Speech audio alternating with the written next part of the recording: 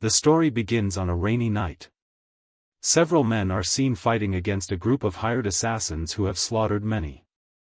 The leader of the men asks how long they plan to keep attacking, but the assassins ignore him and charge. The men raise their swords and fight to defend themselves. 3 assassins immediately attack the leader, saying today is the end of his life. However, the man easily rips them apart. Even though he can fend off some attacks, he knows the number of enemies is overwhelming. Furiously, he calls them murderous bastards. He knows who sent them and can't believe the party he once made a deal with has now betrayed him. He turns toward the carriage behind him and swears to protect the person inside. He orders his subordinates to hold the line, assuring them that reinforcements are on the way. But suddenly, someone's head is thrown to the ground. A man says, "Is this the help you were talking about?" The leader is shocked. He can't believe their reinforcements have been wiped out. He wonders who did it.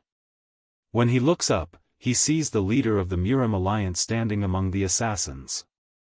That man is known as Dam Chunhak, the first sky-piercing sword. Chunhak steps forward and admits he's impressed by the Pavilion S's strength. The leader replies that he also didn't expect Chunhak to be so arrogant. He adds that if Chunhak had met his master, things might have turned out differently. The assassins get angry at his words. They threaten to cut out his tongue. But before they act, a woman steps out of the carriage and asks them to stop. The leader is surprised to see her and immediately calls her Lady Hyen. Hyen tells the leader not to worry about her. Chunhak tells the assassins to fall back and approaches Hyen. He says he didn't expect his daughter to be fooled by scoundrels and run away from home. He will give her one last chance to return to him. He believes Hyen is a smart girl who will make the right decision. Hyen asks, if she goes with him, will the others be spared? Chunhak stares sharply. Hyen understands and apologizes. Chunhak didn't expect his daughter to apologize. Because that means she won't come back home. With a cold stare, he raises his sword and strikes down his own daughter. The leader yells for him to stop. Chunhak says that from now on, he no longer has a daughter. He orders the assassins to execute their main mission, reclaim the Central Plains. He commands them to clean up all the mess. The assassins charge toward the injured men. The leader manages to kill 3 approaching assassins. He shouts to his men to fight until the end. The men respond with shouts and fight without fear. Meanwhile, Hyen, lying on the ground, speaks in her heart.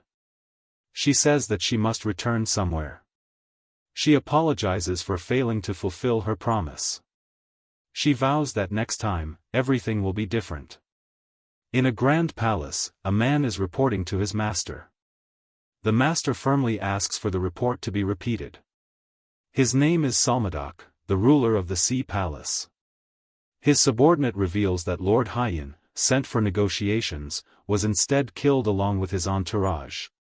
Upon hearing that, Mudok releases a terrifying cold energy throughout the palace. His subordinates don't move, but anger is clearly visible on their faces. Mudok swears to erase the Murim alliance from the map. He orders his subordinates to prepare. Moments later, the men gather outside. Mudok leads them and says, "We're heading to the Central Plains." Chunhak is now seriously injured and lying on the ground. Several swords are embedded in his body. He looks around and sees only a sea of corpses. He can't believe all his troops have been wiped out. He realizes the energy in his body is depleted. He knows this may be the end of his life. He tells the Northern Sea Palace leader to kill him now. Mudok stares coldly and approaches. He asks why Chunhak killed his own daughter. Chunhak laughs maniacally and calls the question foolish. He says a leader's daughter must not fall in love with a scoundrel. He believes letting Hyen live would have been an even bigger mistake. Hearing that, Mudok gathers energy and pierces Chunhak's heart. Chunhak can't believe this is how his life ends. Memories of his daughter flash before him. He recalls raising her with love. He wonders why she betrayed him. He remembers cutting her down without hesitation. Filled with regret, he breathes his last. With Chunhak's death, the 6-year war comes to an end. Mudok now becomes the undisputed ruler of the Central Plains. Yet that day, he shows no emotion. He only stares at the moon with an empty gaze. The scene shifts to Mudok's room. There, a flower appears wilted and deprived of nourishment. Mudok realizes that the flower is the only thing left from his past. He falls into thought, remembering how he got it long ago. Suddenly, Hyen barges into his room while he's writing. The girl calls him Gaga. Mudok asks, "What is it?" Gently, Hyen asks him to look at the flower. She says the love lotus flower has finally bloomed. Hearing that, Mudok is surprised. He recalls that the love lotus only blooms when two people truly love each other. With teary eyes, Hyen says she has never doubted Mudok's feelings. She explains she was once disappointed because the flower didn't bloom. But now she's happy because it has bloomed beautifully. She feels her love isn't one-sided.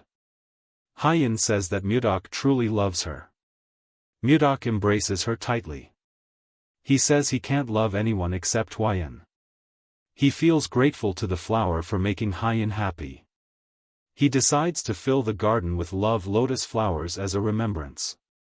He gently touches the flower and says he can never forget Hyen. Right after he says that, the flower blooms again. Mudok is startled and doesn't understand how it could happen. He immediately calls someone named Muyong. The man appears right behind him. Muyong immediately kneels and asks what happened. Mudok orders him to find someone who can explain the strange incident. He tells him to search for that person, even if it means traveling across the entire Central Plains. Muyong accepts his master's command and disappears. A few days later, a group of elderly men known as the Botches people said to know everything in the world gather at the North Sea Palace. They have no idea why they were summoned.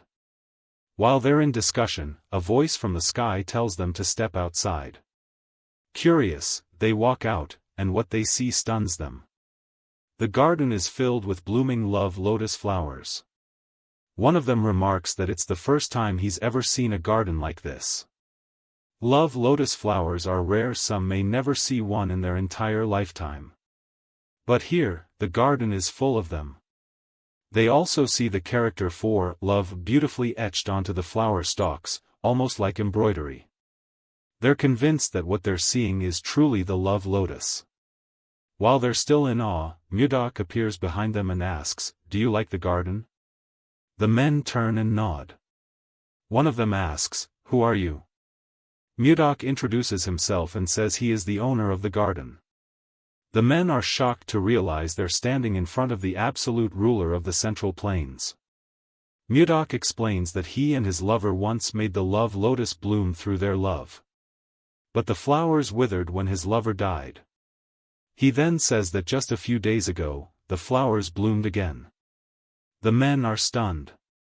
They can't believe the love lotus could bloom again after it had wilted. To them, it's an illogical and strange phenomenon. Then, one of the elderly men says there's one possibility. Mudok immediately steps in front of him and asks him to explain. The old man suggests that perhaps Mudok's lover has been reincarnated somewhere in this world. Hearing this, Mudok's face turns grim. With a trembling voice, he asks, "Is that true?" The old man becomes nervous seeing Mudok's expression but insists there's no other logical explanation for the blooming flower. Mudok smiles, because for the first time in a long while, he feels a sense of hope. Even though he succeeded in his ambition to unify the Central Plains and bring prosperity to the North Sea, his heart remained empty. As the northern lands flourished, his longing for his lover only grew deeper. He then asks the old man how to find his lover. According to the man, the love lotus emits a faint glow when two fated souls are in the same place. He adds that the flower will shine when Mudok meets his lover. That reminds Mudok of the glowing lotus flower Hyen once showed him. He hadn't thought much of it at the time. He never imagined the flower held such a great secret. The elder explains that it would be hard for Mudok to carry a living flower everywhere. He suggests turning the love lotus into a gemstone so it can be carried easily. Mudok asks if that's possible, and the elder confirms that it is. Mudok turns away and says he'll entrust everything to the elder. He declares they'll depart in 10 days and instructs them to complete all preparations before then. The elder accepts the order. Mudok then presents golden boxes, saying each of them will receive 100 nong of gold if everything goes well. The men are shocked by this. They ask, "Are you serious?" But Mudok simply says he's leaving now. The men bow and ask him to take care of himself as he heads back to his room. Mudok gazes out the window, still finding it hard to believe that hope has returned to him. In his heart, he makes a promise he will never let go of this hope. He swears that he will find Hyen, no matter where she is. He also pleads with his beloved to wait for him. Some time had passed. A ship was seen sailing toward an unknown destination. Inside the ship, Mudok stared at a map. He realized that he had visited almost every place on the map, except for one, Hainan. It had been 3 years and 5 months since he began his search, yet he had found nothing across the Central Plains. During that time, Mudok had advanced from the Rana flower stage to Rana sage, undergoing 2 complete metamorphoses. Now, he was certain that his beloved must be in Hainan. Clutching the gem Hyen gave him, he recalled their conversation. At that moment, Mudok slammed his hand on the table and pleaded with Hyen not to go. He questioned why she wanted to leave him. Hyen explained that attending the negotiation was her father's decision. She hoped her presence would help him understand Mudok's good intentions.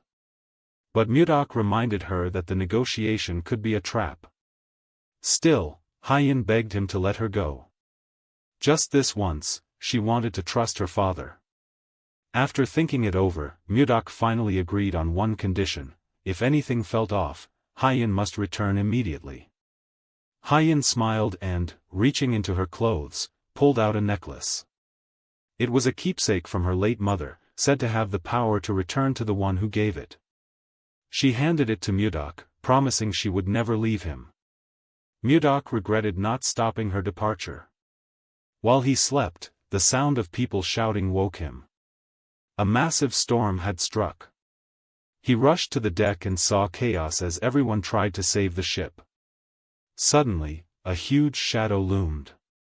Turning around, he saw a giant wave about to crash down. Acting fast, Mudok wrapped himself in a protective key barrier and activated the 1,000-pound hammer technique. As the wave hit, several people were thrown into the sea. A young girl and her father shouted for the mother who had been swept away. Using his telekinetic grasp technique, Mudok hurled planks of wood to help reach the stranded passengers. Before he could do more, a second, even larger wave approached. Mudok knew the ship wouldn't survive. He readied his ultimate technique, freezing ice wind, to freeze the wave. But just before he could unleash it, the gem from Hyen began to glow. A blinding light pierced through the sky, shining on Mudok's body.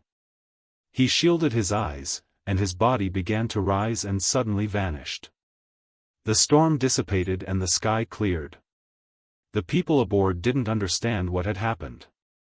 When Mudok opened his eyes, he found himself in a small space, a carriage. He didn't know how he got there. Suddenly, a commotion erupted outside. A group of men were fleeing from giant flies attacking them. Nearby, 2 girls were hiding, followed by a man and a boy promising to save them.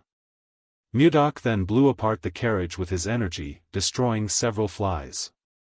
He stood beside the wreckage as the traders looked on in shock.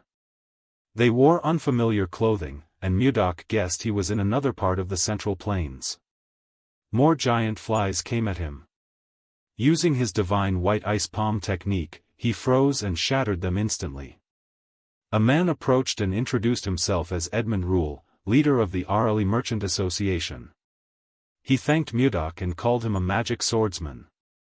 But Mudok didn't understand a word he said. From Edmund's gestures, he could only guess the man was expressing gratitude. He asked if anyone could speak the Central Plains language. Edmund handed a ring to a bespectacled man, who gave it to Mudok. After wearing it and speaking a spell, Mudok suddenly understood their words. He was shocked. Edmund repeated his introduction and again thanked Mudok. But Mudok denied being a magic swordsman, saying he didn't even know what magic was. Edmund was baffled. How could someone who used ice not know what magic was? He began to suspect that Mudok's origins were extraordinary. When Mudok demanded an answer, releasing a chill from his hand, Edmund panicked and decided to explain everything. That evening, they talked by the campfire.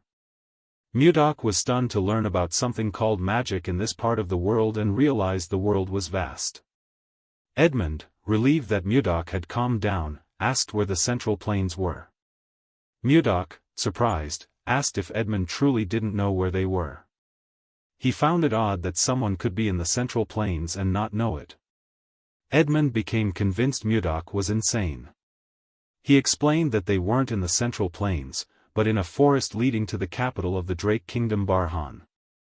Mudok had never heard anyone call the Central Plains the Drake Kingdom.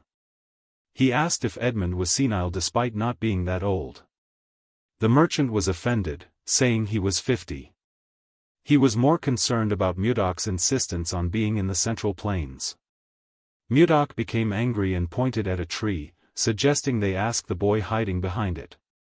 The boy, Leo, stepped out once discovered. Edmund asked what he was doing there. Mudok asked Leo directly, "Is this the Central Plains or the Drake Kingdom?" Leo didn't answer. Edmund explained that Leo didn't understand Mudok. He then removed the ring and gave it to Mudok, asking him to wear it and say, "Interpret language." In truth, Edmund didn't want to lend such a valuable artifact to someone crazy, but he couldn't stand being called senile. Mudok wore the ring and did as instructed. As he cast the spell, symbols appeared around him. He quickly realized he could now understand the foreign language. He was amazed by magic. Turning to Leo, he asked the boy's name. Leo responded with his name, and Mudok asked again whether this was the Central Plains or the Drake Kingdom. Leo replied that he didn't know what the Central Plains was and said they were in a forest leading to Barhan, capital of the Drake Kingdom. Mudok was shocked and asked if Leo was also senile. He accused Edmund of coaching the boy to say that. Edmund denied it and suggested Mudok ask the other members of the merchant group if he didn't believe him. From Edmund's honest reaction, Mudok realized he wasn't lying. Then he remembered something strange. He had been fighting a storm on a ship, but when he opened his eyes, he was inside a carriage. Mudok realized that he had been transported somewhere else. As this dawned on him, he felt a sharp pain in his chest, but it quickly faded. He sensed something strange. The necklace asked, "Do you believe?" Mudok began to notice that the energy in this place was unlike anything he had ever felt. He knew something was off. He stood and walked into the forest. Edmund was startled to see him on his feet and called out. As Mudok walked deeper into the woods, he sensed the energy was incredibly pure. This strengthened his suspicion this place wasn't the Central Plains. Leaping into the air, Mudok gathered and compressed his energy. He then released it into his body and realized his Dantian had doubled in capacity. Landing on the ground, he wondered why he was sent here instead of somewhere else in the Central Plains. When his foot touched the earth, the necklace slipped from under his clothes. Mudok began to suspect he had been transported by the light that came from it. He remembered Hyen once saying the necklace had the power to return to its giver. Mudok now believed he was sent here to find Hyen. He smiled as he landed, thinking to himself, Hyen must be here. Back at camp, Edmund's subordinate asked where their guest had gone. Edmund admitted he didn't know, calling Mudok unpredictable. Just then, Mudok reappeared. He explained that he had something to take care of and had one question for Edmund. Edmund was uneasy at Mudok's smile and asked him to get to the point. Mudok asked if Leo had told the truth about them being in the Drake Kingdom. Edmund confirmed Leo was honest, and assured him that they'd reach Barhan if they kept traveling a bit further. Mudok asked where exactly Barhan was. A boy nearby asked Mudok if he really knew nothing about the area. He guessed Mudok had spent his life training in the mountains. The boy had heard tales of people like Mudok but had never seen one in person. Mudok decided to go along with it, saying that he had trained in the mountains and had only come down to see the world for the first time. That's why he knew nothing. He had never heard names like the Drake Kingdom or Barhan, but decided to learn more, especially after noticing some people had different eye colors.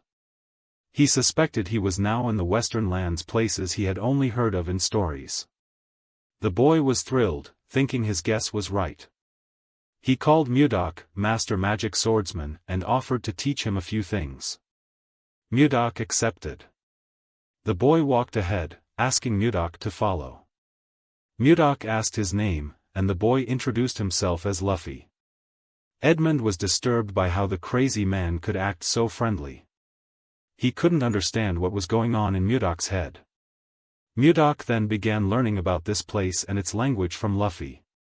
He realized this was not a foreign land, it was an entirely different world. The landforms were strange, and the writing unlike anything he'd seen. This world had other beings besides humans, elves and dwarves were real. There were also creatures called beast men. Among them all, the strongest were the ones called dragons, but to Mudok, they were just winged lizards. There were also things called warp magic and magic circles. According to Luffy, warp magic could only be used by 5th circle wizards or higher. They drew magic circles on the ground and cast spells to travel anywhere they wished. The more powerful the wizard, the farther they could go. To Mudok, magic was an incomprehensible science. He looked up at the sky and began imagining other incredible things this world might hold. When he lifted his head, he saw something strange: 3 moons in the sky. That was something he never imagined could exist in the Central Plains. He wondered silently if Hyen was the one who had called him here. As he thought, someone suddenly shouted at a girl named Safina, begging her not to do something. Mudok turned to see something happening near the camp. He asked the man what was going on. The girl was holding a knife and trembling. She warned everyone not to come closer or she'd kill. The merchants pleaded with her not to do anything foolish. A bespectacled man assured her that they could heal both her and Annie once they reached the capital. He said many mages lived there and even promised to ask Edmund for help. He begged Safina to release Annie, who was terrified. Safina asked Charles, the bespectacled man, if he thought she was stupid. She reminded him that healers were rare even in the capital. She asked if he knew how expensive it was to heal one person. She revealed that killer insect eggs had nested in her heart and could hatch at any moment into larvae. She asked if anyone could cure something like that. Charles was speechless. Tears welled in Safina's eyes as she said that once the eggs hatched, both she and Annie would be ripped apart. She raised her knife and said it was better to die whole than torn to pieces. Before she could strike, Mudok intervened. He said he more or less understood the situation. He raised his hand and used energy to pull the knife away from her. He assured her that he would heal her and urged her not to do anything reckless. Safina hadn't even noticed when the knife was taken. As Mudok approached, he asked them to sit. He said treatment must begin immediately. Edmund asked if Mudok could use healing magic. Mudok replied that he couldn't use any magic at all. He only knew a few healing techniques passed down to him. He told everyone to stay calm. Edmund and Charles were relieved. Edmund approached Mudok and begged him to save the girls, promising to repay the favor even if he had little to offer. Mudok said he would help them even without being asked. He told everyone to back away a little and said he would begin treatment. Edmund told his men to move. Mudok approached the girls and told them to relax. He assured them it wouldn't take long and asked them to close their eyes and stay calm. The girls followed his instructions. Using his energy, Mudok scanned their bodies.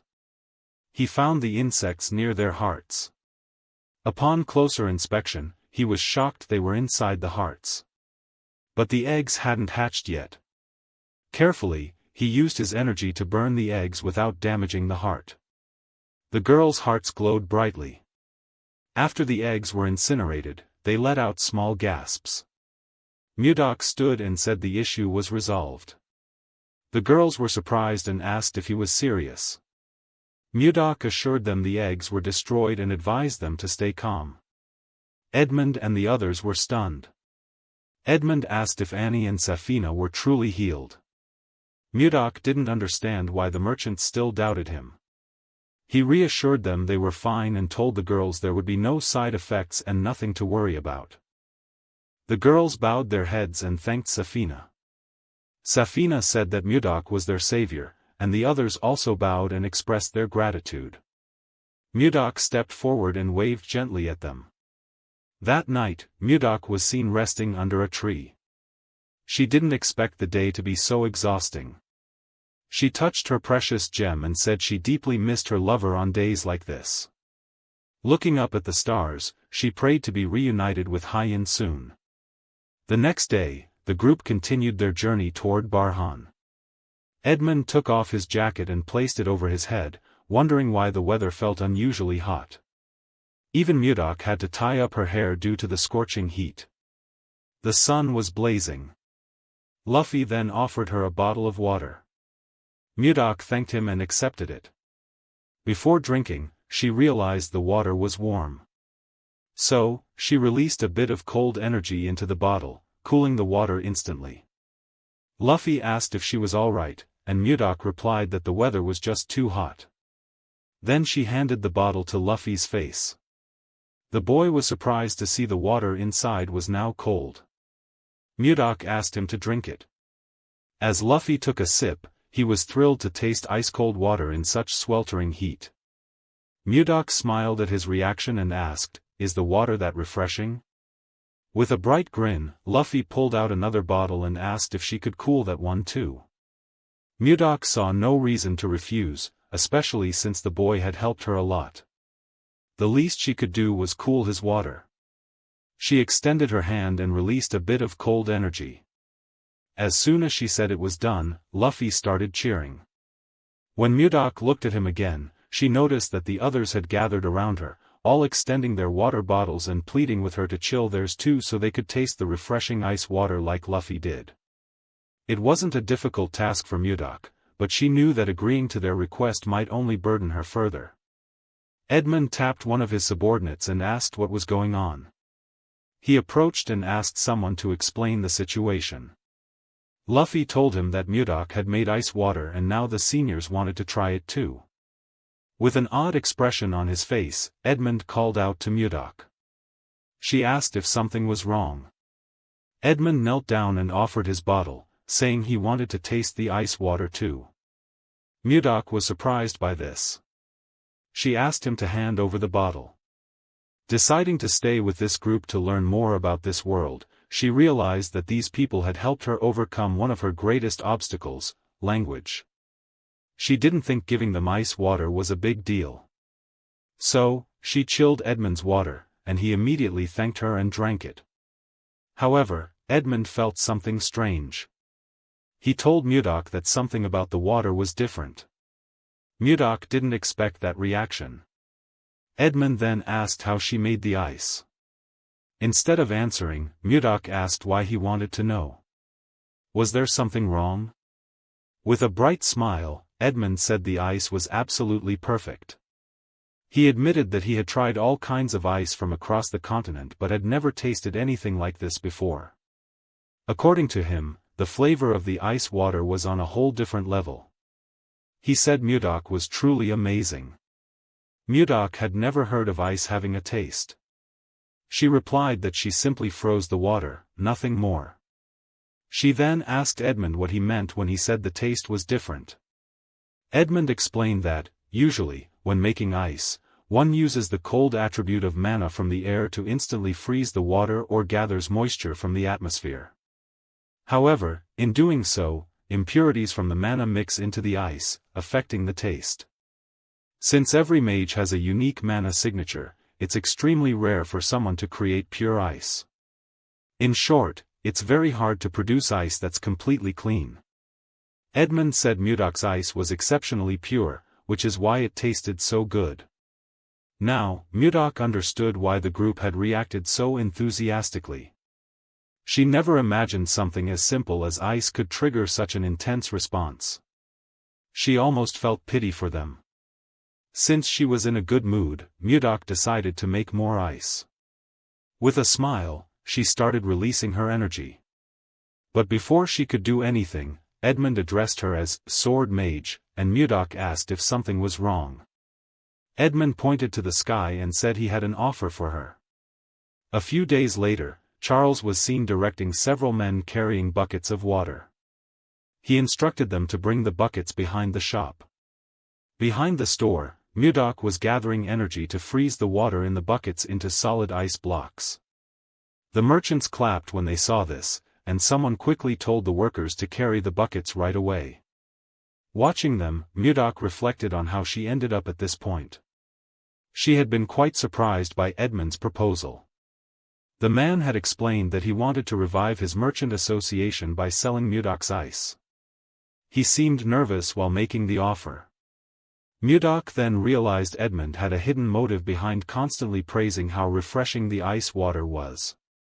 However, she could also sense that Edmund meant no harm. He genuinely wanted to save his struggling merchant guild. Mudok didn't want to offer her services for free, so she decided to negotiate. She told him the profit split would be 70-30. Edmund asked what she meant, and Mudok clarified that she would take 70% of the profits since she made the ice, and Edmund would receive 30% for selling it. The merchant realized it wasn't a bad deal, especially since ice was in high demand. Still, he tried to negotiate further. He explained that they needed carts for transportation, manpower to pull the carts, and mages to keep the ice from melting. The initial investment would be quite high. He asked Mudok if she could adjust her percentage. Mudok then said she would lower it to 60%. The man was surprised at how easily she agreed. He pulled out a sheet of paper and said they needed to draft a contract. Mudok agreed to the deal because this place was a good opportunity for her to learn more about the world. It turned out that the business was far more successful than she had expected. While they were still organizing everything, Charles suddenly burst into the room in a rush, breathing heavily. He told Edmund that he needed to come outside immediately. Both Edmund and Mudok were startled and asked what was going on. Outside the shop, a huge crowd had gathered, shouting loudly. They were all demanding to buy ice candy. One person even begged the association to sell them just a bit of ice. A man introduced himself as Arnold and said he had come all the way from the city of Nerl to do business with their merchant association. Edmund asked everyone to form a line, but they ignored him and continued shouting. He was completely confused as the crowd grew louder. Suddenly, a voice echoed inside everyone's head, telling them to be quiet. Everyone was shocked to hear a voice in their minds. Edmund immediately turned around. He knew that only Mudok could do something like that. With a serious expression on her face, Mudok told everyone to calm down. She warned that if things got noisy again, they would all be kicked out. She advised them to be cautious. Everyone quickly accepted her warning. Once the situation was under control, Edmund explained that his merchant association only sold in bulk. He apologized to those who had come to purchase in small quantities and asked them to leave. He added that perhaps small-scale sales might be available in the future. However, some still begged him. They said they had traveled from far away and asked if he could make an exception and sell to them in small amounts. Seeing the commotion, Mudok shot a sharp glare at the crowd. They were frightened by the terrifying look on her face and eventually left on their own. Edmund then asked the remaining people to form a proper line. A merchant wearing an eye patch told Edmund that he came from the Mage Merchant Association. The man next to him introduced himself as Benjamin, the head butler of the Konslav family. A dark-skinned man standing beside them said he was from the Arista family. Edmund knew the Mage Merchant Association was one of the top 10 merchant groups on the continent. He hadn't expected someone from a prestigious count family to be standing before him.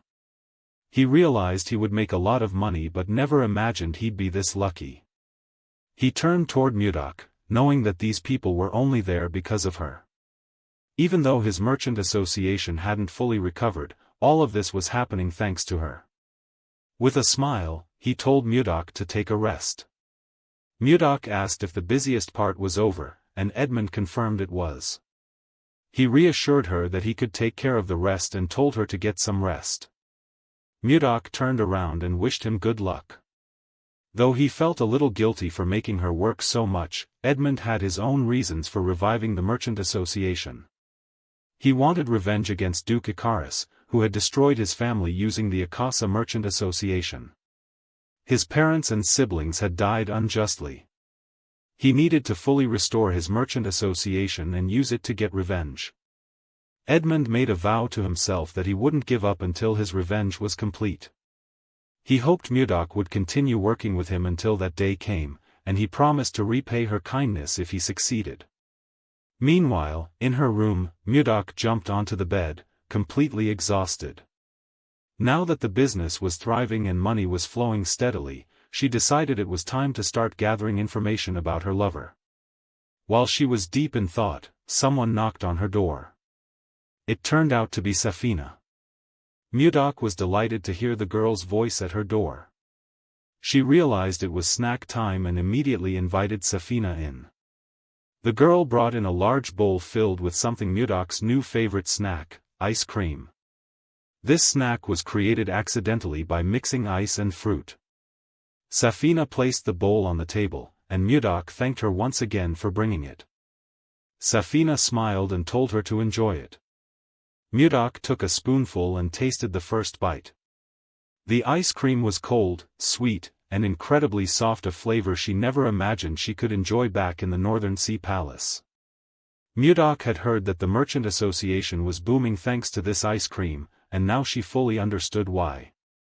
As she licked the bowl clean, she realized it was already empty. She couldn't believe she had eaten it so quickly. She decided to get another one. She didn't really want to go alone, but everyone was busy. As she entered the shop, she heard a commotion outside and became curious about the cause. Outside, she saw Safina asking people to line up. A burly young man smirked and asked who gave Safina the right to order around nobles. Mudok wondered, who is that young man? The boy next to the fat one assumed Safina didn't know who they were. He told her to shut up and bring out the ice cream immediately. The larger boy pointed at Safina and said they had heard rumors about the ice cream, so they came to try it. He warned there would be consequences if it wasn't good. Safina calmly told him that their merchant association did not serve people who cut in line. Her attempt to reason only made the boy angrier. He couldn't believe Safina was asking them to wait in line like commoners. He grumbled that it was already frustrating enough being around regular folks. He didn't like that Safina expected him to queue up. He asked her if she had a death wish. Safina firmly replied that she didn't serve nobles just because of their status. The boy asked if she intended to defy a noble. But the girl knew that Mudok would protect her if anything happened, so she decided to speak her mind freely. She told him he was being unreasonable, she was only enforcing the rules. Another boy, irritated by her response, called her a bitch, drew his sword, and asked if she really wanted to die. Safina wasn't afraid at all, even when faced with the blade. The boy grew even more annoyed by her boldness. But before he could act, a third companion tapped his shoulder and called his name Samuel. With a cold look in his eyes, the boy told Samuel not to act recklessly and asked if he wanted to disgrace their noble standing. Samuel became nervous under his friend's gaze and apologized. The cold-eyed boy then approached Safina. With that same piercing look, he said they had only come to try the ice cream. Safina didn't like that gaze. It made her chest feel frozen and her body tremble. The boy said he didn't like to wait and demanded she bring them the ice cream immediately. Shaken by his presence, Safina stammered and asked him to wait. Suddenly, someone called her name. It was Edmund Moon. He reminded Safina that their merchant association did not serve people who cut the line and asked if she had forgotten. Safina quickly apologized. Mudok could tell that Edmund seemed to have personal issues with that young man, given how strongly he reacted. With an angry face, Edmund told the boy to leave. He said he couldn't tolerate any more rule-breaking. The two boys grew annoyed by his response. They felt that Edmund was insulting the nobles.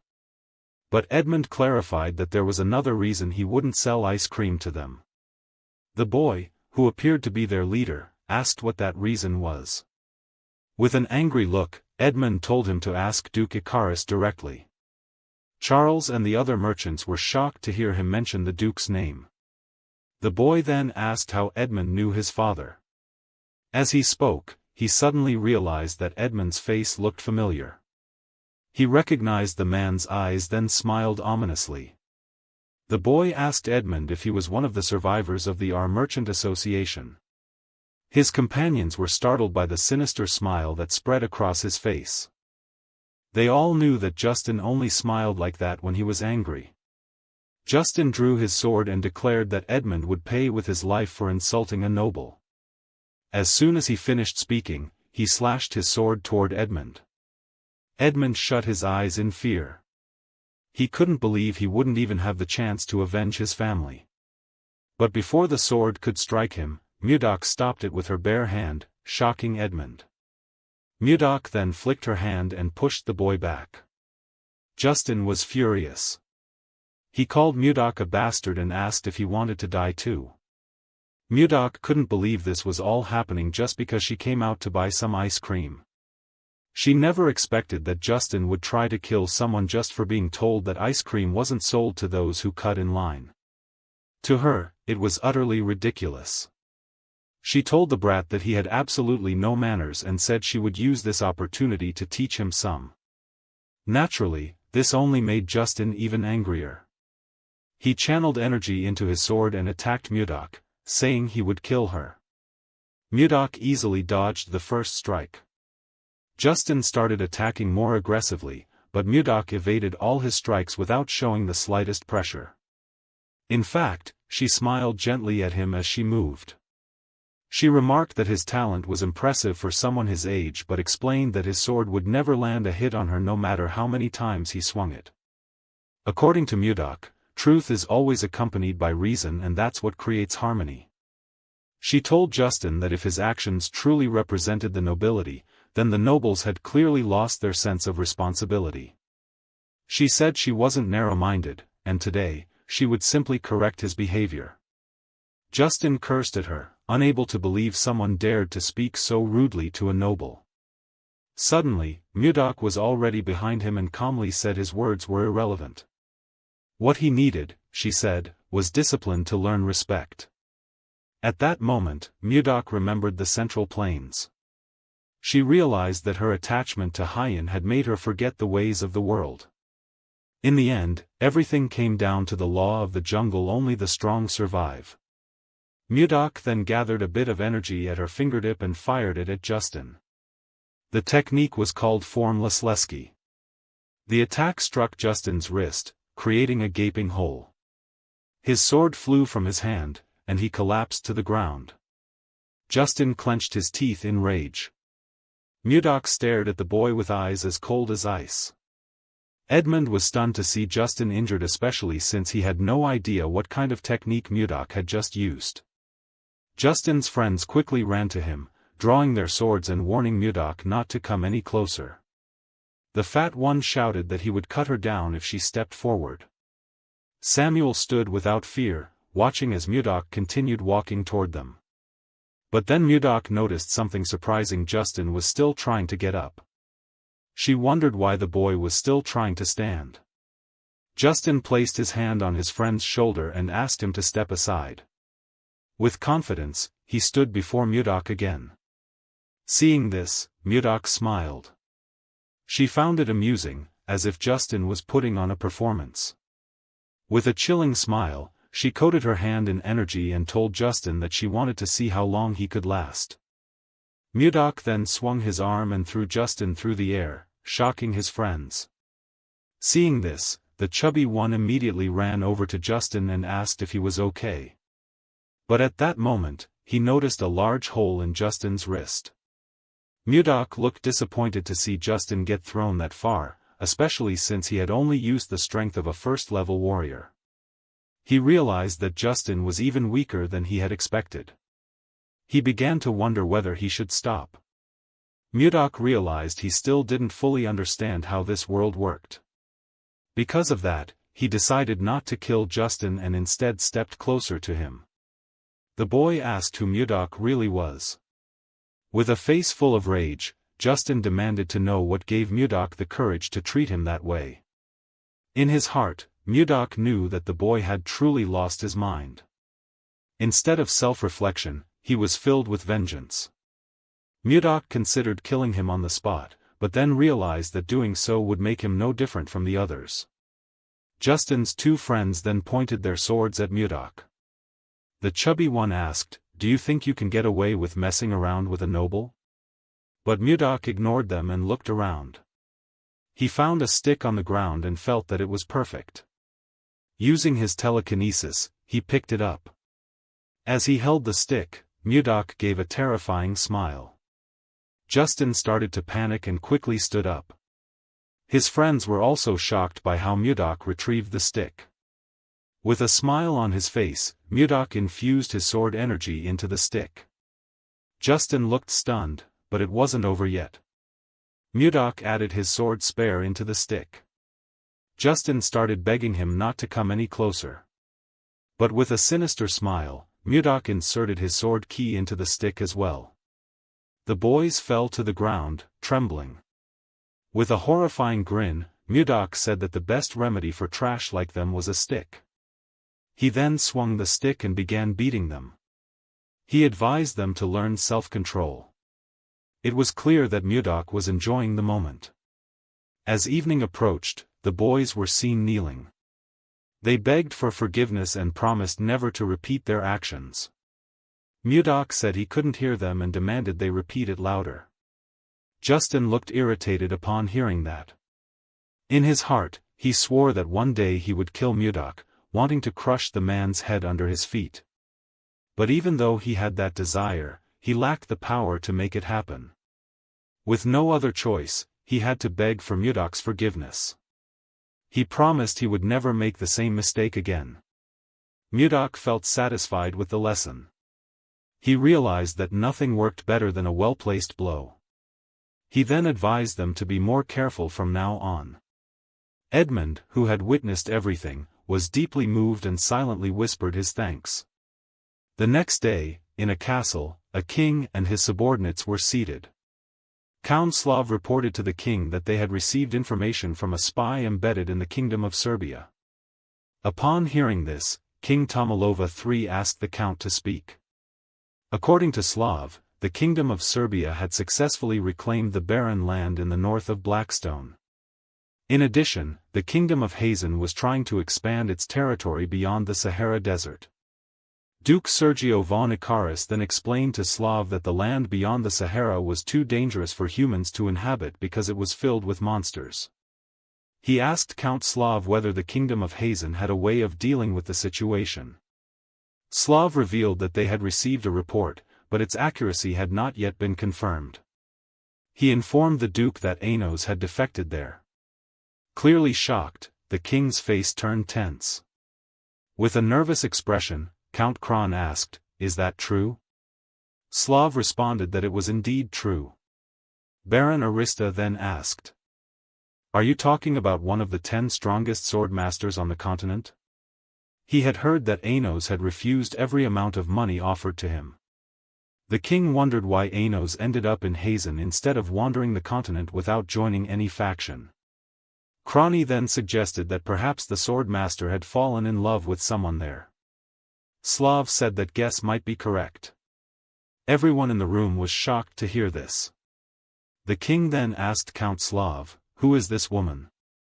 Slav replied that it was someone they all knew well, Princess Dafrin, the younger sister of the current king of Hazen. That king was known as Lair of Hazen. The men were surprised to hear that Lair too, who treasured his sister more than anything, was willing to give her to a man. King Tomalova then informed his subordinates that the kingdom of Hazen now had 2 sword masters. Slav went on to explain that Hazen would likely try to expand its territory, an ambition they had repeatedly failed to achieve since the reign of the first Lair.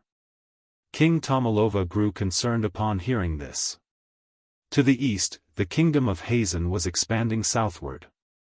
Meanwhile, Serbia, focused on trade, was developing land across the Western Sea. The Ziva Empire was also expanding its territory. King Tomalova knew they could not remain idle. He asked his subordinates to share their thoughts on what actions they should take.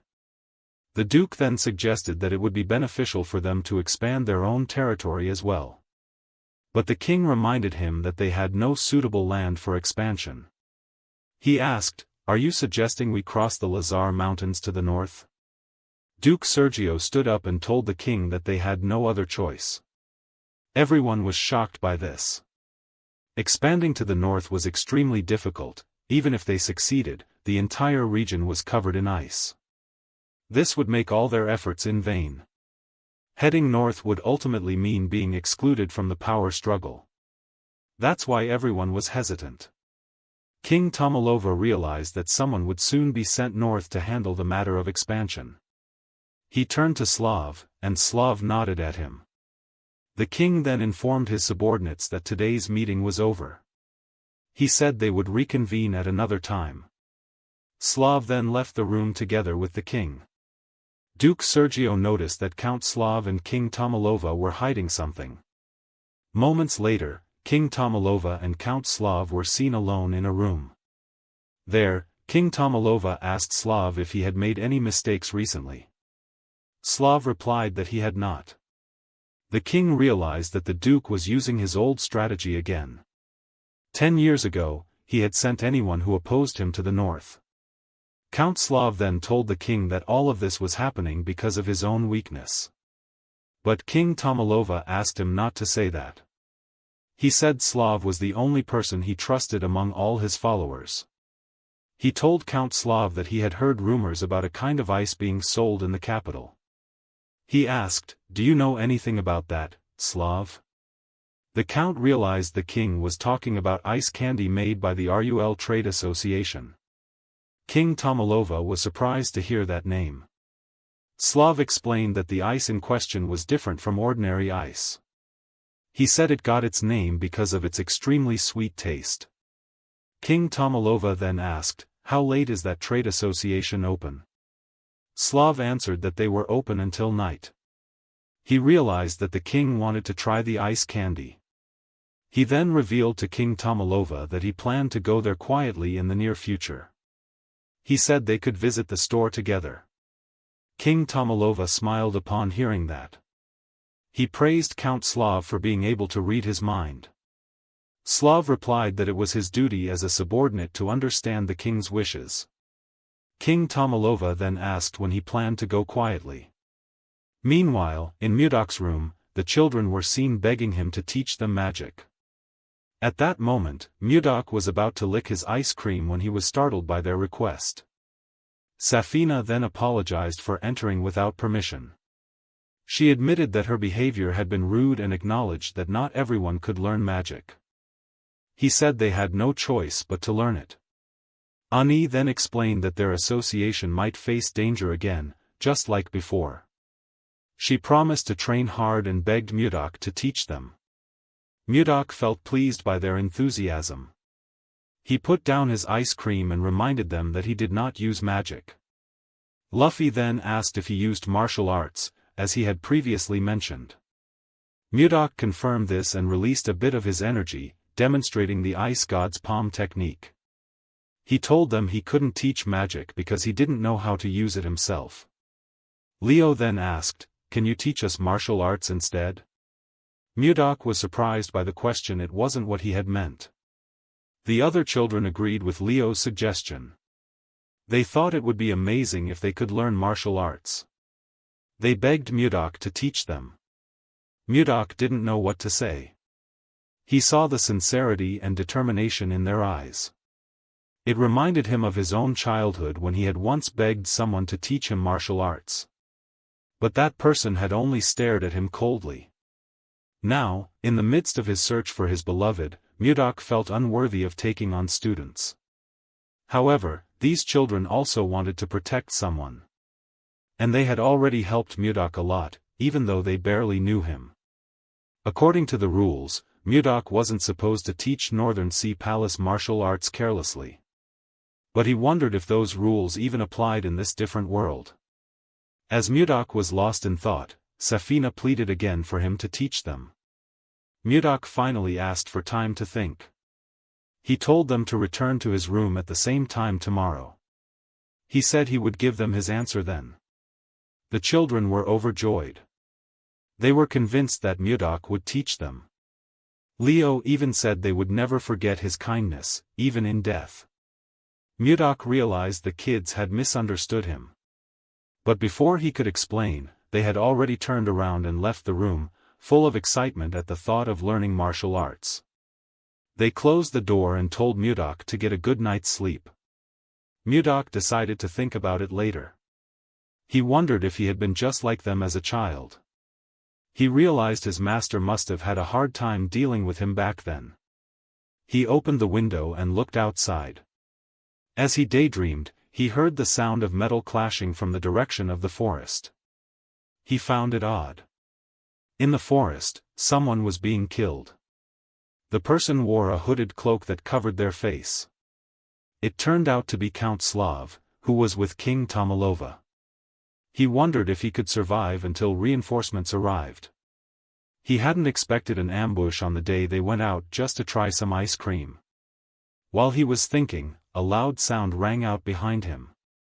He immediately turned around. He saw a mage chanting a spell fire bomb.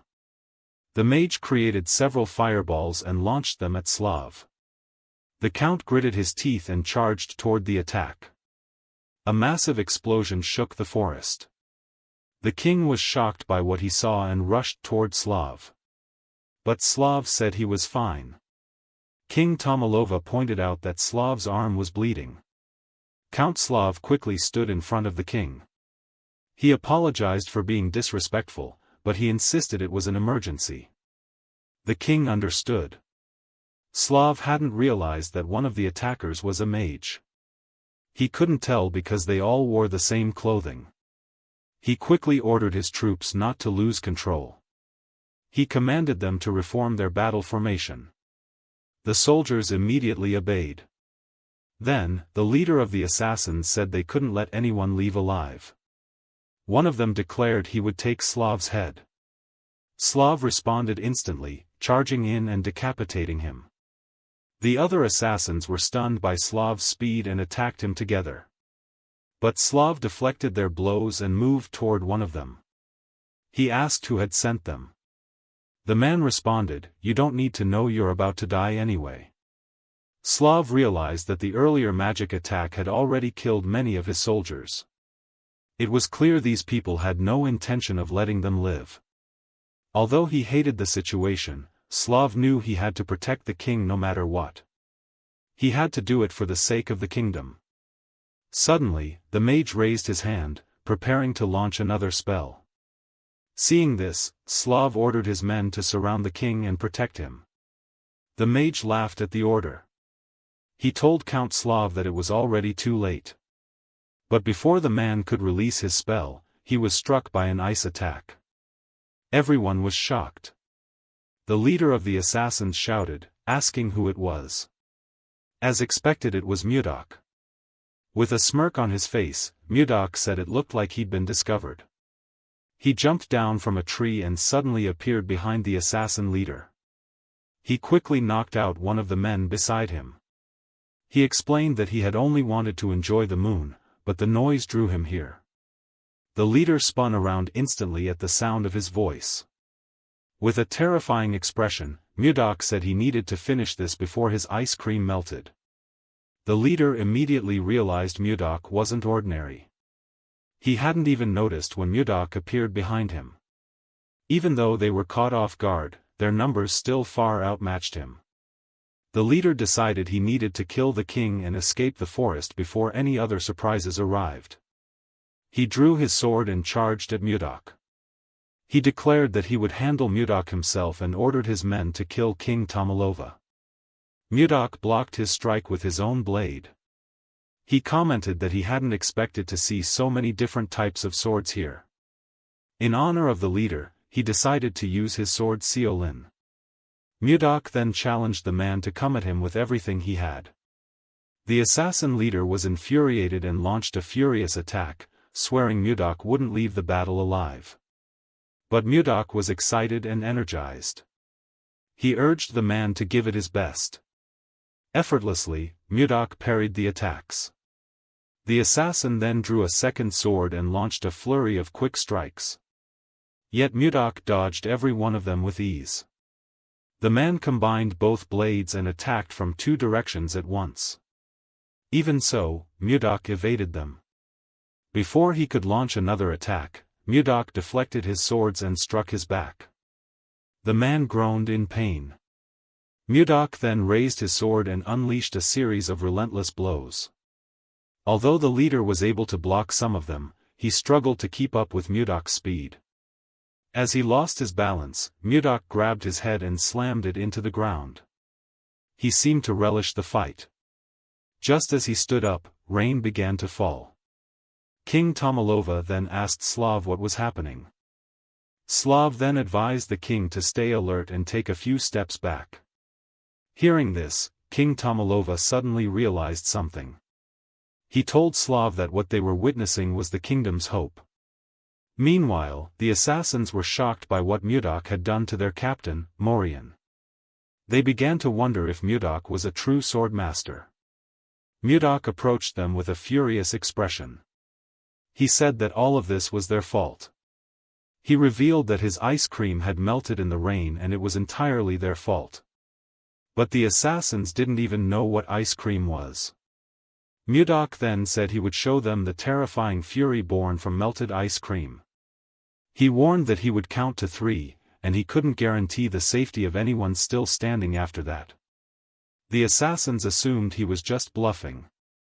One of them said they could easily take him down if they attacked together. The others agreed.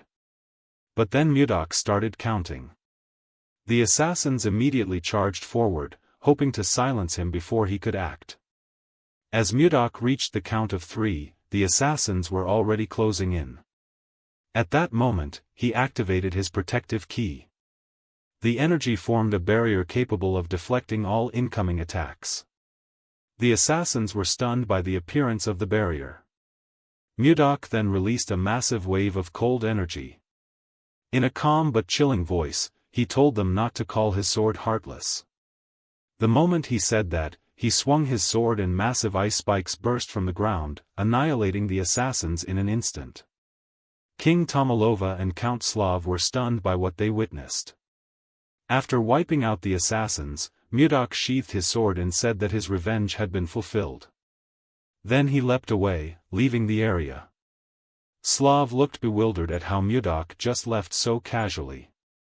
King Tomalova turned to him and said they had no time to waste. Slav understood exactly what the king meant. He placed his hand over his chest and told King Tomalova that the king's will was his command. The scene shifted to a merchant speaking with Edmund.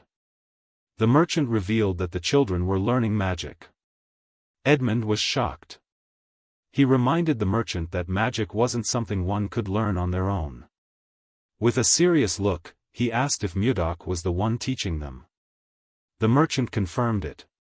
He explained that his own family members also wanted to learn magic, but he couldn't understand why Mudok was only teaching 4 children. Edmund burst into laughter, as if he'd gone mad.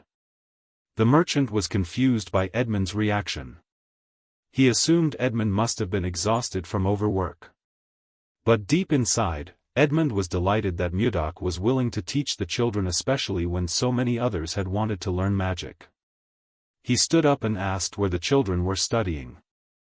Then he asked the merchant to take him there. Edmund was confident that the day his trading group reached its peak was drawing near. Later, Edmund was seen speaking with Murdoch, smiling. He told Murdoch that he knew everything. But Murdoch didn't understand what he meant and asked for clarification. Edmund explained that he had heard about Murdoch teaching the children magic. Murdoch realized that was the rumor spreading among the association. He hadn't intended for them to find out. With eyes welling up, Edmund thanked Murdoch for what he had done. He said he didn't know how to repay his kindness. As they were talking, Charles arrived and approached them. Edmund asked, "Is something the matter?" Charles said there was a guest looking for Murdoch. Murdoch's face immediately showed irritation. Edmund was surprised to learn Murdoch had a visitor. The guest approached Charles, but Edmund didn't recognize the man. The young man knelt and pleaded with Murdoch for help. But Murdoch told him to leave. The man then clung to his leg and revealed that the king had said he would come personally if the man failed to bring Murdoch to the palace.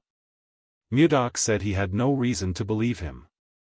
Edmund was stunned to hear that the king was involved. Murdoch then kicked the man in the face. But the servant continued to beg Murdoch not to refuse the royal invitation. Murdoch calmly pulled his leg free from the man's grasp. He asked why the man kept coming here every day to bother people. He walked forward and advised him to stop wasting his time and told him to leave. Murdoch didn't want to get involved in such matters, as he felt they had nothing to do with his search for Huayan. As he walked away, he glanced at the necklace he wore and remembered a past conversation. At that time, a man was pleading with Murdoch. But Murdoch said he wasn't interested. He explained that in 3 years, he had conquered the entire northern region. He said the people from the Central Plains would soon come looking for them. He asked why they should negotiate with those deceitful bastards. The man then explained that there are times when one must show strength, and other times when one must do nothing. He told Murdoch that this was a moment to show the world that the Northern Sea Palace wasn't just about brute strength. He reassured Murdoch that if this plan failed, they could demonstrate their power again. He promised to lead the negotiations himself. Murdoch smiled at that. He said he would leave everything in the man's hands. He took a sip of his tea and told him that if negotiations failed, they would strike the Central Plains. The man laughed, confident that negotiations wouldn't fail. On his way to the negotiation site, Murdoch met Huayan for the first time. The moment they saw each other, they exchanged a look. They could feel each other's heartbeat. Murdoch knew this woman was his destiny. That day became the most beautiful day of his life. He smiled as he recalled the day he met his beloved. He decided to think of only her and not let himself be distracted by anything foolish. While he was lost in thought, Luffy waved at him. He and the other children were meditating. Murdoch smiled at the sight. He realized there was still much he needed to do. He knew he had to act carefully. On the same day, at King Tomalova's palace, the king was upset after hearing that Murdoch had once again declined his invitation. The royal servant bowed deeply and begged for forgiveness. King Tomalova grew increasingly frustrated with Murdoch every time he heard news about him. All he wanted was to thank him for saving his life. The servant said he would try again tomorrow. He was certain that this time, he would receive a different answer. But King Tomalova told him not to bother. He felt the man had already done enough. As they were speaking, there was a knock on the door.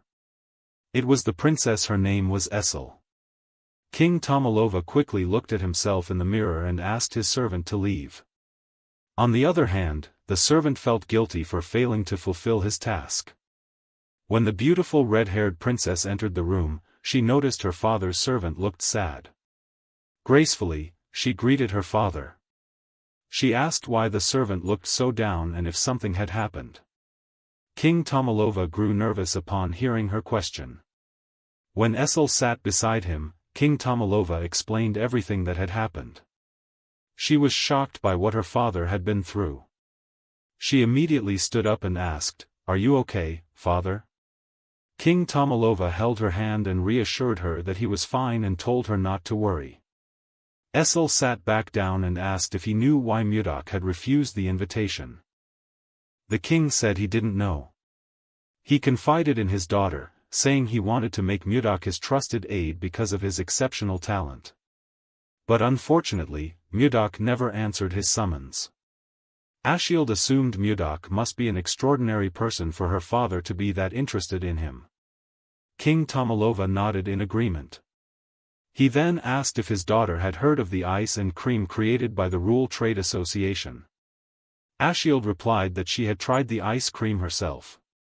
Her father revealed that Murdoch was the one who created it. Since finding out that Murdoch had made the dessert, the king admitted he had started feeling envious.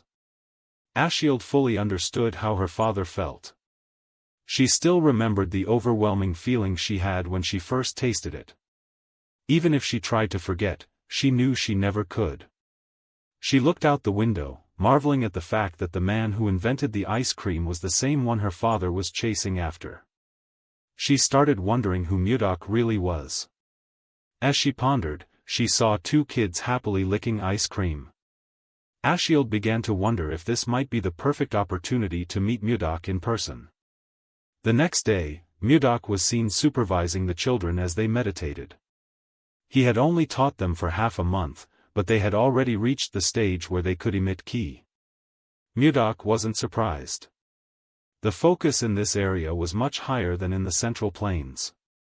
He brought his hands together and told the children to stop. He informed them that they had now mastered mana control and that they would move on to the next stage. The children responded that they understood. Just then, the royal servant appeared and greeted him. Murdoch was immediately irritated by the voice. He knew who it was without even turning around. When he finally looked, he saw a robed woman walking toward him. Because the servant hadn't come that morning, Murdoch had assumed he wouldn't show up at all. He asked the man why he had come again.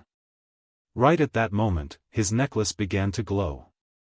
Startled, Murdoch looked up as the woman unveiled her hood. To his shock, it was the princess.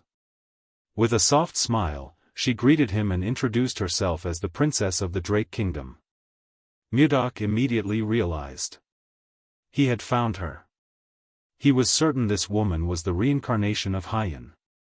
Later, at the Rural Trade Association's shop, Ashield told Murdoch she had heard how he saved her father's life. But Murdoch dismissed it as pure coincidence.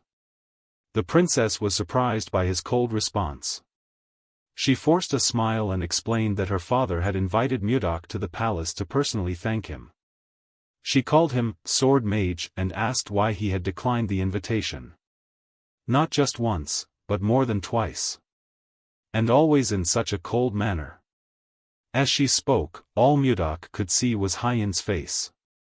Even her angry expression and tone of voice matched Hyen's perfectly. He was sure this woman was his beloved. The princess noticed Murdoch hadn't said anything, so she called his name. Snapped out of his thoughts, he responded that he would go to the palace. He asked her to tell him the exact time. Ashield had been preparing to argue, but she was caught off guard by how easily he agreed. Murdoch placed down his teacup and reminded her that she came to deliver an invitation. She sat back down and admitted he was right. He then asked once more when should he come. Ashield told him to come at 11 a.m. But internally, she was irritated. She had expected to have to persuade him, not watch him accept so easily. She stood and said she had to leave. Murdoch clenched his fist and swore silently that he would meet her at the palace tomorrow. But the real problem was that Ashield was a princess. She held the highest status in the land. Murdoch wondered how he could possibly approach her, let alone marry her. He remembered that in his past life, Wayan's father killed him for falling in love with her. To avoid that same fate, Mudok knew he needed to plan everything carefully. He would need Edmund's help. That evening, Edmund was stunned when he heard Mudok mention marriage. Mudok revealed that he planned to marry the princess. Shocked, Edmund asked if he had lost his mind. Mudok, slightly offended, asked him to repeat what he'd just said. But instead of arguing, Mudok calmed himself and asked Edmund why it was a bad idea. Edmund explained that Ashield was the only child of Queen Swan, who had already passed away. Ashield was the sole heir to the throne. It made no sense for someone like Mudok, who had no noble background, to dream of marrying her. Mudok was annoyed but kept listening. Edmund continued. To marry a princess, a man had to be a prince from another nation or at least from a high-ranking noble family. Mudok realized that he either had to gain a noble title or achieve something incredibly prestigious. He had to do this if he wanted to carry out his plan. Edmund said that maybe just maybe Mudok had a chance if he accomplished something extraordinary. Mudok stood and decided to give it a try. But Edmund stopped him before he could leave. He asked, "Do you even know the rules you must follow in the palace?" Mudok was caught off guard. It was clear he had no idea. Edmund walked over to his bookshelf and pulled out several books. He placed them on the table, books on royal etiquette. Mudok was shocked by the sheer number of them. Edmund knew Mudok would make a mistake if he went in unprepared. And that could jeopardize their entire business.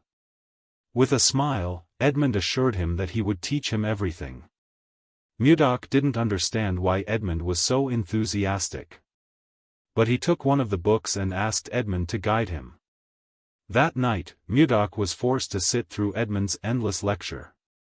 The next day, Mudok stood in front of the mirror, dressed in elegant clothing. He left the shop and made his way to the palace. Some time later, he arrived and greeted the king with graceful etiquette.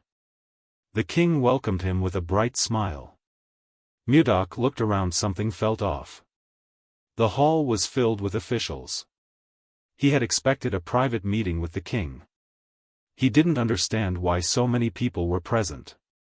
Ashield leaned in and whispered an apology, claiming she didn't know it would be like this. But Mudok could see how nervous she was. She was clearly lying. Near Duke Sergio stood his son, Justin. He asked the princess why Mudok was there. Mudok immediately recognized him. That brat he had punched before. Mudok smiled and gave Justin a piercing glare. The boy looked furious and wanted to lash out. But his father quickly scolded him, asking if he intended to embarrass himself in front of the king. Justin calmed down and told his father he understood. Then King Tomalova turned to Count Slav and said that Justin must have gone through a lot. Slav nodded and agreed. King Tomalova then cleared his throat and asked Mudok to explain why he had suddenly accepted the invitation, after turning it down so many times. He confessed that he had been quite disappointed lately.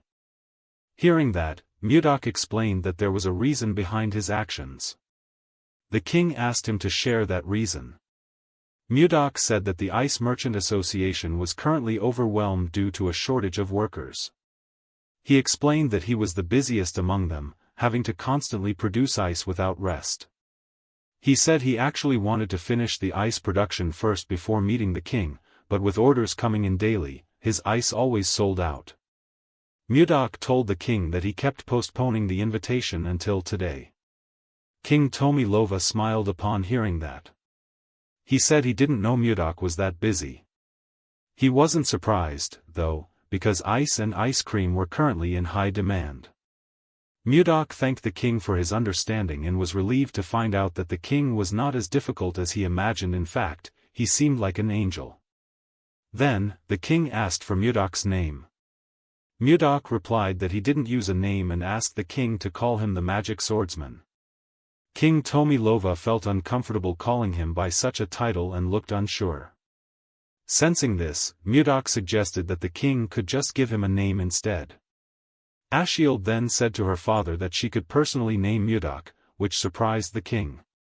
She explained that the king could bestow a title on him. On the other side of the hall, Duke Icarus looked surprised by the idea, and even the king was taken aback. However, the princess argued that a title was the perfect form of recognition for someone who had saved the king's life.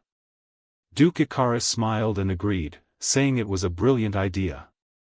He added that it was only right to honor such a noble act. He praised the princess's idea enthusiastically.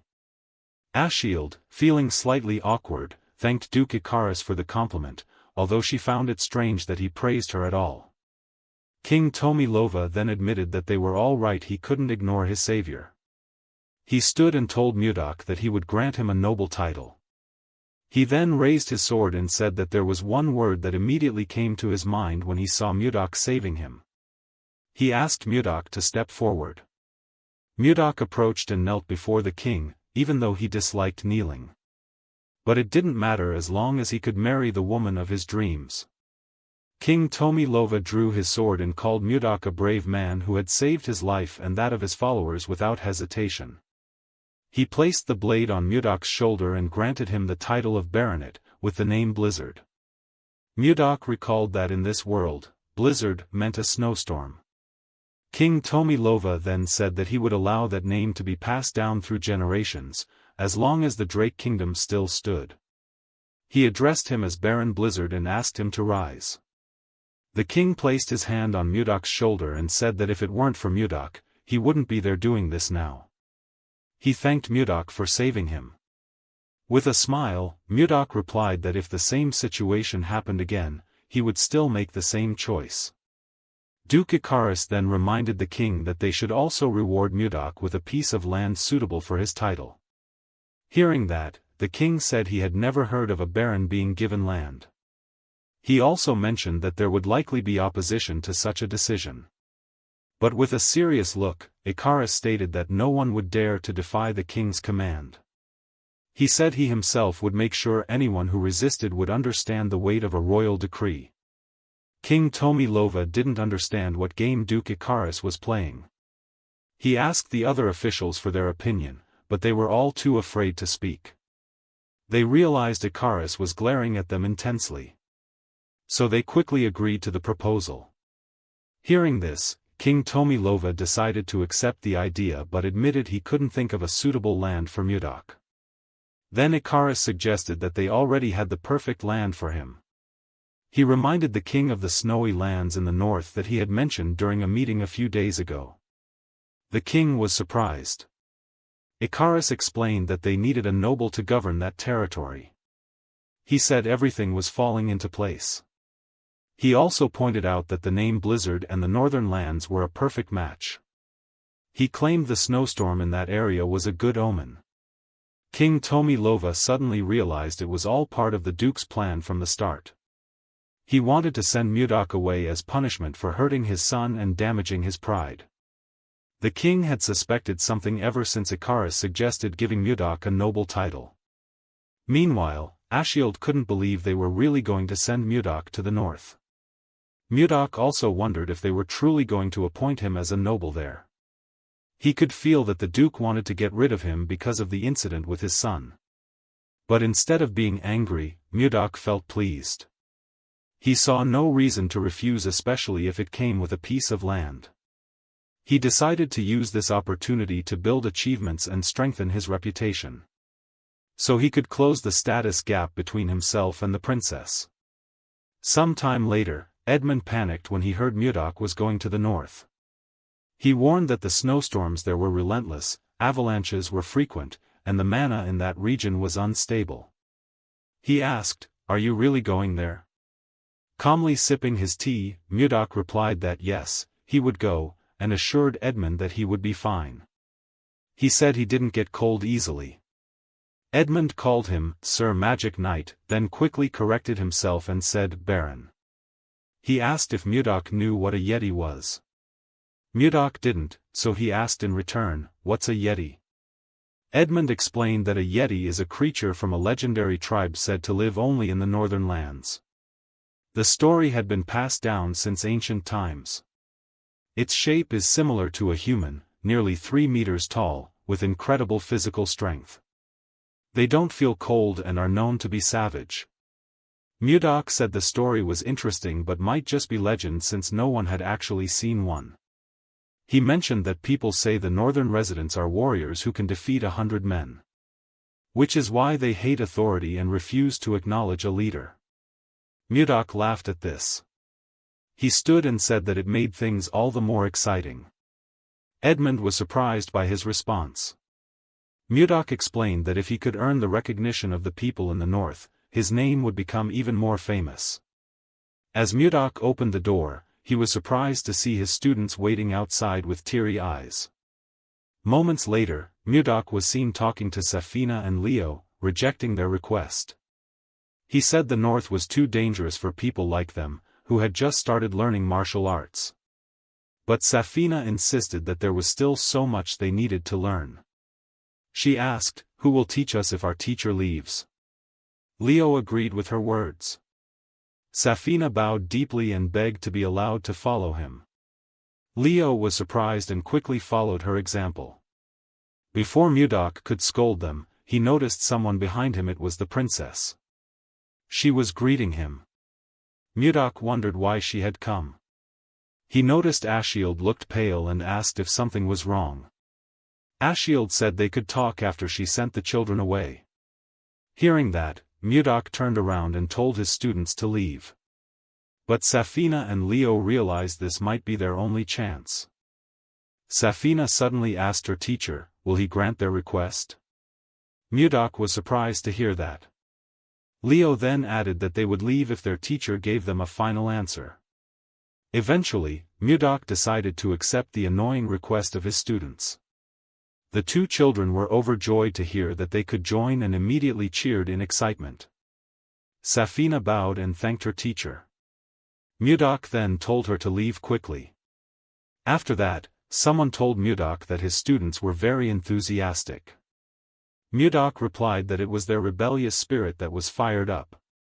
The princess laughed at that, and Mudok was glad to see her smiling. He asked if she felt better now. With a sad face, Ashield apologized to Mudok, saying she didn't expect her father to give her a title that would send her to the northern lands. Mudok was pleased to hear the apology. He thought Ashield reminded him of Hen, because both of them had kind hearts. He also remembered that Hyen once apologized to him in the past because of her father's actions. She too had said it was her fault. Then Mudok decided to tease Ashield, saying he wouldn't be heading to the northern land if he hadn't received that title, which surprised Ashield. With a sad expression, she said it was all her fault. Mudok found it amusing how seriously she took the blame. He then told her that an apology wouldn't change the fact that she still had to go to the northern lands. Hearing that, Ashield began to feel uneasy. She asked Mudok, "Is there anything I can do to ease your mind?" Mudok replied that it would be nice if she gave him a lucky charm or something like that. The princess asked, "What is a lucky charm?" Mudok stepped closer, held her, and said a lucky charm is a kiss filled with sincerity and care for others. Ashield screamed in shock when she saw how close Mudok was. Realizing he had gone too far in teasing her, Mudok quickly turned around and said he had to prepare for his departure. He also asked Ashield to forget what he had just said. Ashield was annoyed that Mudok could just walk away after saying something so reckless. His behavior was extremely rude. However, when her eyes fell on Mudok's back, she noticed something strange. He was wearing unfamiliar clothes outfits that didn't belong to this world but to his previous one. A warm and indescribable feeling grew in the princess's heart. She called out to Mudok and asked him to wait. Mudok turned and asked if something was wrong. Ashield walked closer and stared at him, wondering if she was hallucinating. But there was something about Mudok's actions that felt oddly familiar. Then, in a soft voice, Ashield said she would do it. Mudok was shocked to hear that. He hadn't meant it seriously and never expected her to respond that way. He quickly said he was fine and didn't want to force anyone into doing something they didn't want to do. But before he could finish his sentence, the princess grabbed his clothes and pulled him close. Then, she kissed Mudok on the lips. Mudok froze, stunned by her lips touching his. The princess immediately stepped back, pulled her hood over her head, and ran away in embarrassment. Mudok stood still like a fool, unable to believe he had just kissed the princess. After calming himself down, Mudok said to himself that he must succeed and return. The scene then shifted to the icy northern region. In a bar, some men were talking about their new lord. They heard rumors that Mudok had saved the king's life. One story claimed he defeated 100 people to rescue the king. A bald man said Mudok was a sixth circle mage with sword skill so powerful that even a sword master couldn't stand against him. But another man didn't believe it. He didn't see why the king would send someone that powerful to a place like this. Suddenly, a large man in a thick jacket spoke up, saying it was obvious that Mudok wasn't liked by Duke Icarus. He slammed his beer on the table, calling all the rumors nonsense. This large man had a bandage over one of his eyes. He said Mudok would probably run away like his predecessors, especially after being intimidated just a little. Meanwhile, in the northern mountains, a young man and a girl were panting while holding their weapons. The young man wondered where that damn wyvern was. As he spoke, a giant shadow loomed over the girl. It was the wyvern, a massive monster. It attacked the girl, but she blocked it with her axe. The boy rushed toward her, calling her name Rhea, and asked if she was okay. They had only tried to steal the wyvern's eggs without knowing the monster would chase them. As Rhea caught her breath, she saw something shocking. The wyvern appeared behind Jake. She quickly told him to look behind him. When Jake turned, he saw the monster's mouth wide open, ready to devour him. Jake knew his life was about to end. But before the creature could strike, someone appeared. It was Mudok. He swung his sword and slashed, instantly decapitating the wyvern. Rhea and Jake were shocked to see the monster's head fall at their feet. Mudok stood before them in his new white robes and assured them that everything was fine. Rhea helped Jake up and thanked Mudok for his help.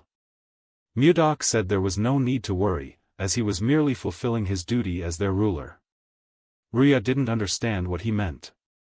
Mudok turned away and said they would meet again. Rhea tried to stop him, but Mudok disappeared so quickly that she couldn't even see his movements. Jake suddenly realized something shocking. The wyvern's eggs were gone. Later, at a castle in the north, Mudok smiled as he sat on his throne. He didn't expect the place to be so empty. He asked the man before him, "Don't people know today is the inauguration?" The man apologized and said he would send envoys to the village again. But Mudok told him not to bother, saying it wouldn't change anything. He didn't expect them to act this way, but now he understood why previous nobles were always driven away. Then he smiled at the situation and decided to handle things in his own way. A few days later, a large man entered a bar. He was shocked by the sight. Everyone inside was bruised and beaten. He asked what had happened and whether it was Mudok who did it. An old man with a thick beard confirmed it was indeed Mudok. He admitted Mudok's skills were undeniable, even if he didn't like him. A bald man beside him added that Mudok was incredibly fast. He said he couldn't move once Mudok touched him. He described the pain from Mudok's hand technique as indescribable. While they were talking, someone barged in, yelling that bastard had arrived. He said the bastard was now at the village square. The large man was surprised that Mudok had come there. He said he would see the man for himself. The men in the bar were excited to see the strongest warrior from Caroline taking action. They called him Max and hoped he would defeat Mudok. Meanwhile, at the village square, Mudok looked around and realized there were far more people there than he had expected. As he was observing the crowd, someone suddenly called his name. It was Rhea. Mudok was surprised to see her. But before Rhea could approach him, someone tapped her on the shoulder. When she turned around, she saw her father. It was Max. Max asked what she was doing there. Rhea said she came out of curiosity to see what the commotion was about. Max explained that the new ruler was here. Rhea was shocked to hear there was a new ruler. She realized this must be why Mudok said it was his duty as a ruler. She reminded her father about the story of someone saving her when she stole a wyvern egg. Max immediately realized that the new ruler was the same man who had saved his daughter's life. This made everything complicated. He couldn't oppose the man who had saved his daughter. Though, in truth, Max was scared. He knew that Mudok had killed a wyvern with a single blow, an incredible feat, since a wyvern was far stronger than ordinary beasts, and even Max himself couldn't do that. He had no choice but to acknowledge Mudok's strength, yet he couldn't just back down. He extended his hand and introduced himself as the strongest warrior of Caroline. But Mudok didn't shake it. Instead, he introduced himself as Blizzard, the newly appointed ruler of Caroline. Max said he had heard rumors that Mudok had been abusing villagers. Mudok replied coldly that he was only teaching a lesson to those who tried to rebel.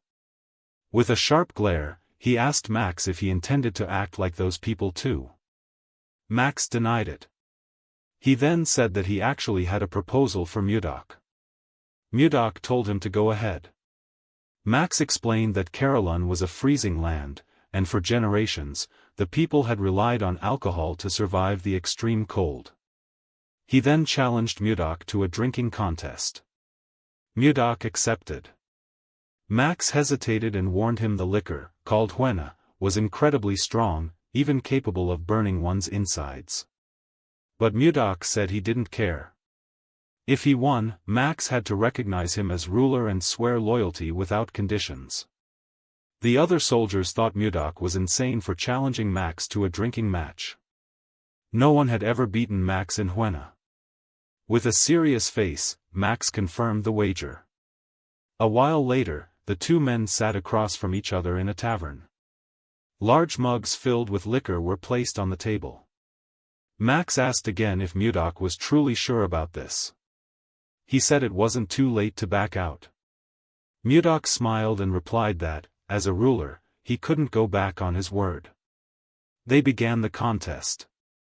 Max smiled and told him not to regret his words. Soon, Max began struggling to keep his eyes open. Rhea and a companion tapped him to keep him awake. One of them asked if he was okay. Max had apparently blacked out for a moment. He couldn't believe what was happening. The best drinker in Caroline had nearly passed out. Rhea, worried, pleaded with her father to surrender. But Max brushed off her concern, insisting he wasn't drunk.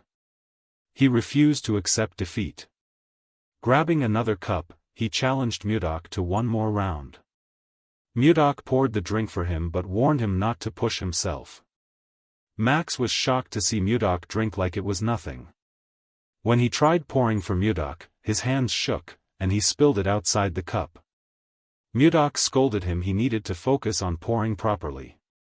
Holding his head, Max couldn't understand how Mudok was still standing. Mudok asked if he was going to surrender, but Max steadied himself and said he could keep going. He downed another cup.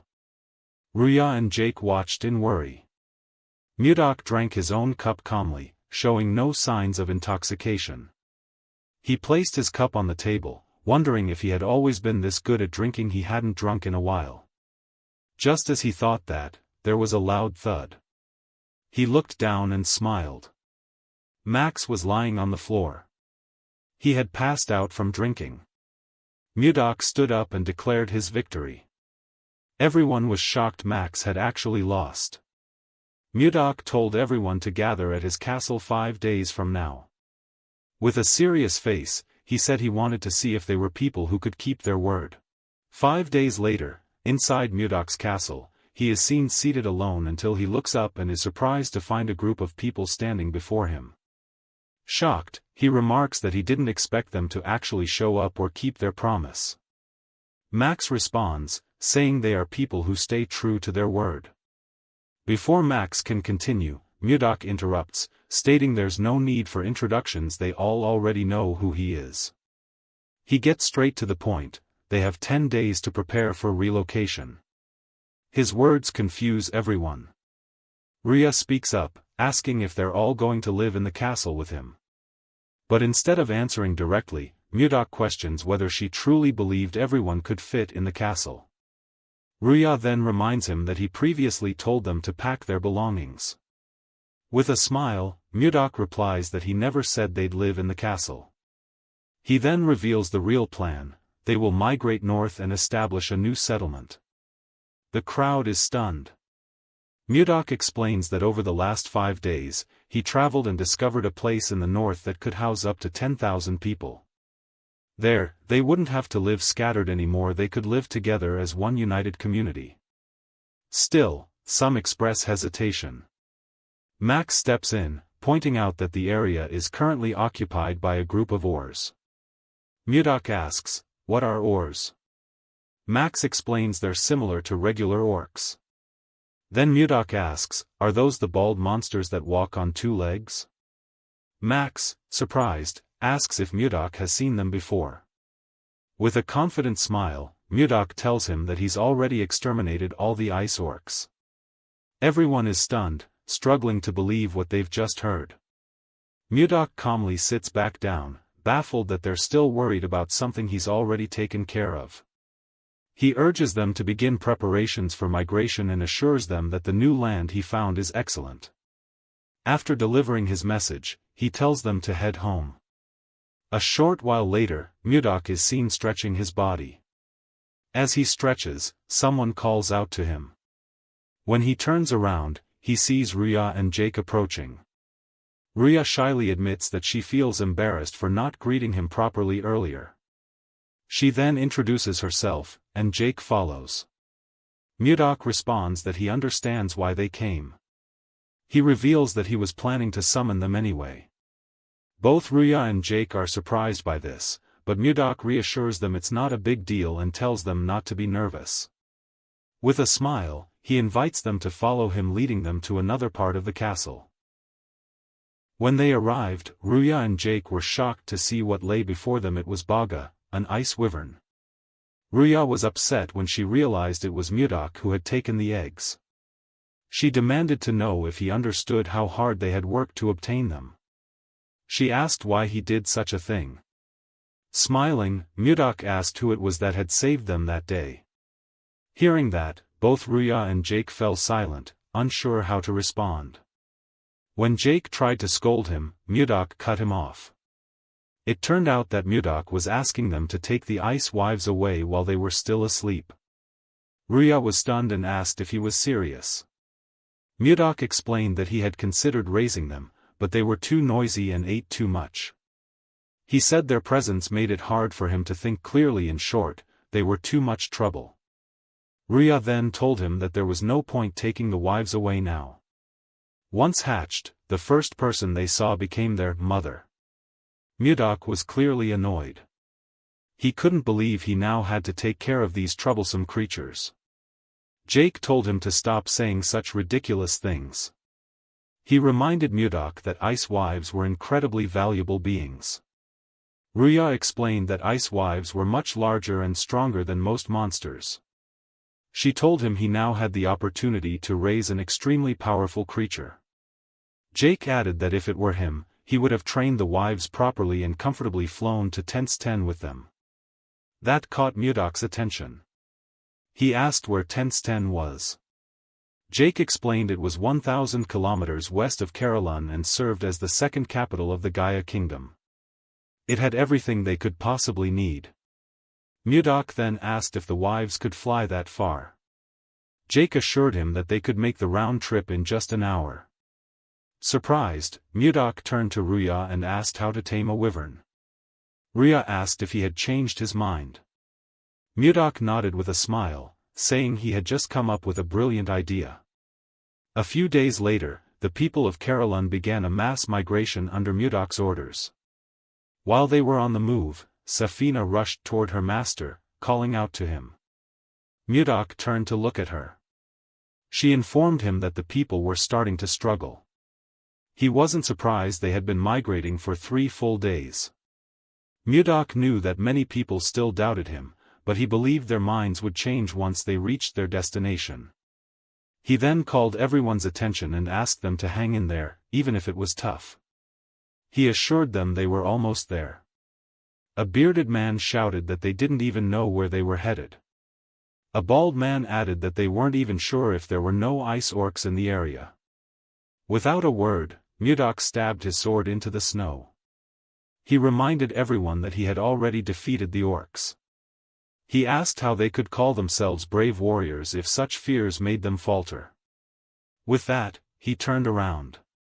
Safina called him again, but Mudok said that what he said should be enough for them to understand. With a smile, he told his student that he'd understand soon enough once he saw the place with his own eyes. A while later, Mudok and his disciples arrived at a vast cave with a wide entrance. The place was huge and deep. Leo could feel that this must be the place his master spoke of. Mudok said it had been hard to find, but he liked it. Everyone was surprised at the size of the cave. Ruya was especially amazed when she saw there was warm water inside. While everyone looked around, Mudok called out to them. He told them the place used to be the orcs' base. Now, it would be their new home. Since this would become their place of residence, Mudok said they needed to give it a name. People cheered in response. He wanted a name that sounded like a palace from the North Sea. As he thought about it, an idea struck him. He announced that the place would now be known as White Castle. Everyone seemed to like the name. As he gazed into the cave, Mudok wondered when the wives would return. Just then, a loud noise echoed. He recognized the sound. Inside the cave, a cube was releasing lightning bolts at the wives, knocking them unconscious. The person controlling the cube wondered why there were ice wives here. Before he could think further, Mudok appeared behind him. He asked why there was a mage inside the cave. Startled by the voice, the man turned around, but before he could react, Mudok struck an acupuncture point with a single finger, paralyzing him. The mage collapsed, completely unable to move. With a terrifying gaze, Mudok told him there would be no mercy this time. He asked who the man was and demanded an explanation for why he attacked his wives. The mage realized he couldn't move and wondered if he was paralyzed. Mudok told him that only his body was paralyzed, not his mouth, so he should start talking. Terrified, the man confessed and introduced himself as Count Jerem von Kuhn. Mudok was surprised to hear that he was a count. He then introduced himself as Baron Blizzard. Hearing this, Jerem immediately recognized him as the man who saved the king's life and was granted a title and land.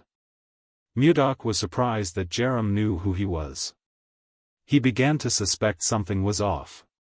He then asked if Jerem had once been the official ruler of the area but had been driven out by the people. Jerem said he had his reasons and his own situation. But Mudok wasn't interested. He pulled Jerem closer and warned him not to speak so casually to him. Jerem tried to defend himself, saying they were on the same side now that he knew who Mudok was. But Mudok didn't respond. Jerem asked if he said something wrong. Mudok held his head, telling him he was mistaken. Jerem screamed in pain. Mudok said he didn't care about equality. He reminded Jerem that he had failed in his duties. If he couldn't fulfill the responsibility, he should have refused the title. Mudok repeated that equality meant nothing to him. Jerem begged for forgiveness. But Mudok said he would make an exception this time. He warned Jerem never to think of opposing him again. With that, Mudok released the pressure on his acupuncture points, allowing him to move again. Jerem gasped and immediately dropped to his knees. With a chilling glare, Mudok warned him, "Say something stupid again, and he would kill him for real." Jerem quickly promised he wouldn't do such a thing. Mudok then pointed to the wives and ordered him to heal them. Only then would he be allowed to leave. Shocked, Jerem asked if he really had to treat the wives. Mudok told him he was a good judge of character. He said Jerem must have guts to use magic in front of a noble. Now, he must do his best. After saying that, Mudok turned and began walking away. Jerem tried to stop him, but Mudok ignored him and kept going, leaving Jerem behind. The mage dropped to the ground, realizing something was truly wrong. Some time later, Mudok and Jerem were seen inside a tent. Mudok told Jerem he wanted to send a letter to the king. Jerem was shocked, prompting Mudok to ask why he looked so surprised. He asked, "Is it really that difficult to send a letter to the king?" Jerem explained that the issue wasn't the letter itself but what it contained. He reminded Mudok that the letter was a request to cancel taxes. Mudok clarified that the reason behind the request was that his people were struggling just to survive, they had nothing left to spare. Jerem warned him that other nobles would surely oppose this idea.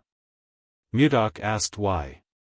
Jerem replied that from the nobles' point of view, it would seem unfair.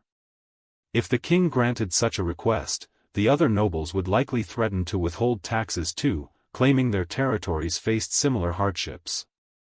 He added that even if the king liked Mudok, he would still reject the proposal. Hearing this, Mudok became more convinced that the nobles were the real problem in the kingdom and that Duke Icarus was the one pulling their strings. He then instructed Jerem to scrap the idea. Jerem looked visibly relieved. But then, Mudok leaned in and whispered a new plan. After hearing Mudok's alternate idea, Jerem was startled and asked if it was really possible. Mudok confidently replied that it wasn't impossible. Jerem admitted that the plan could work if the conditions were similar.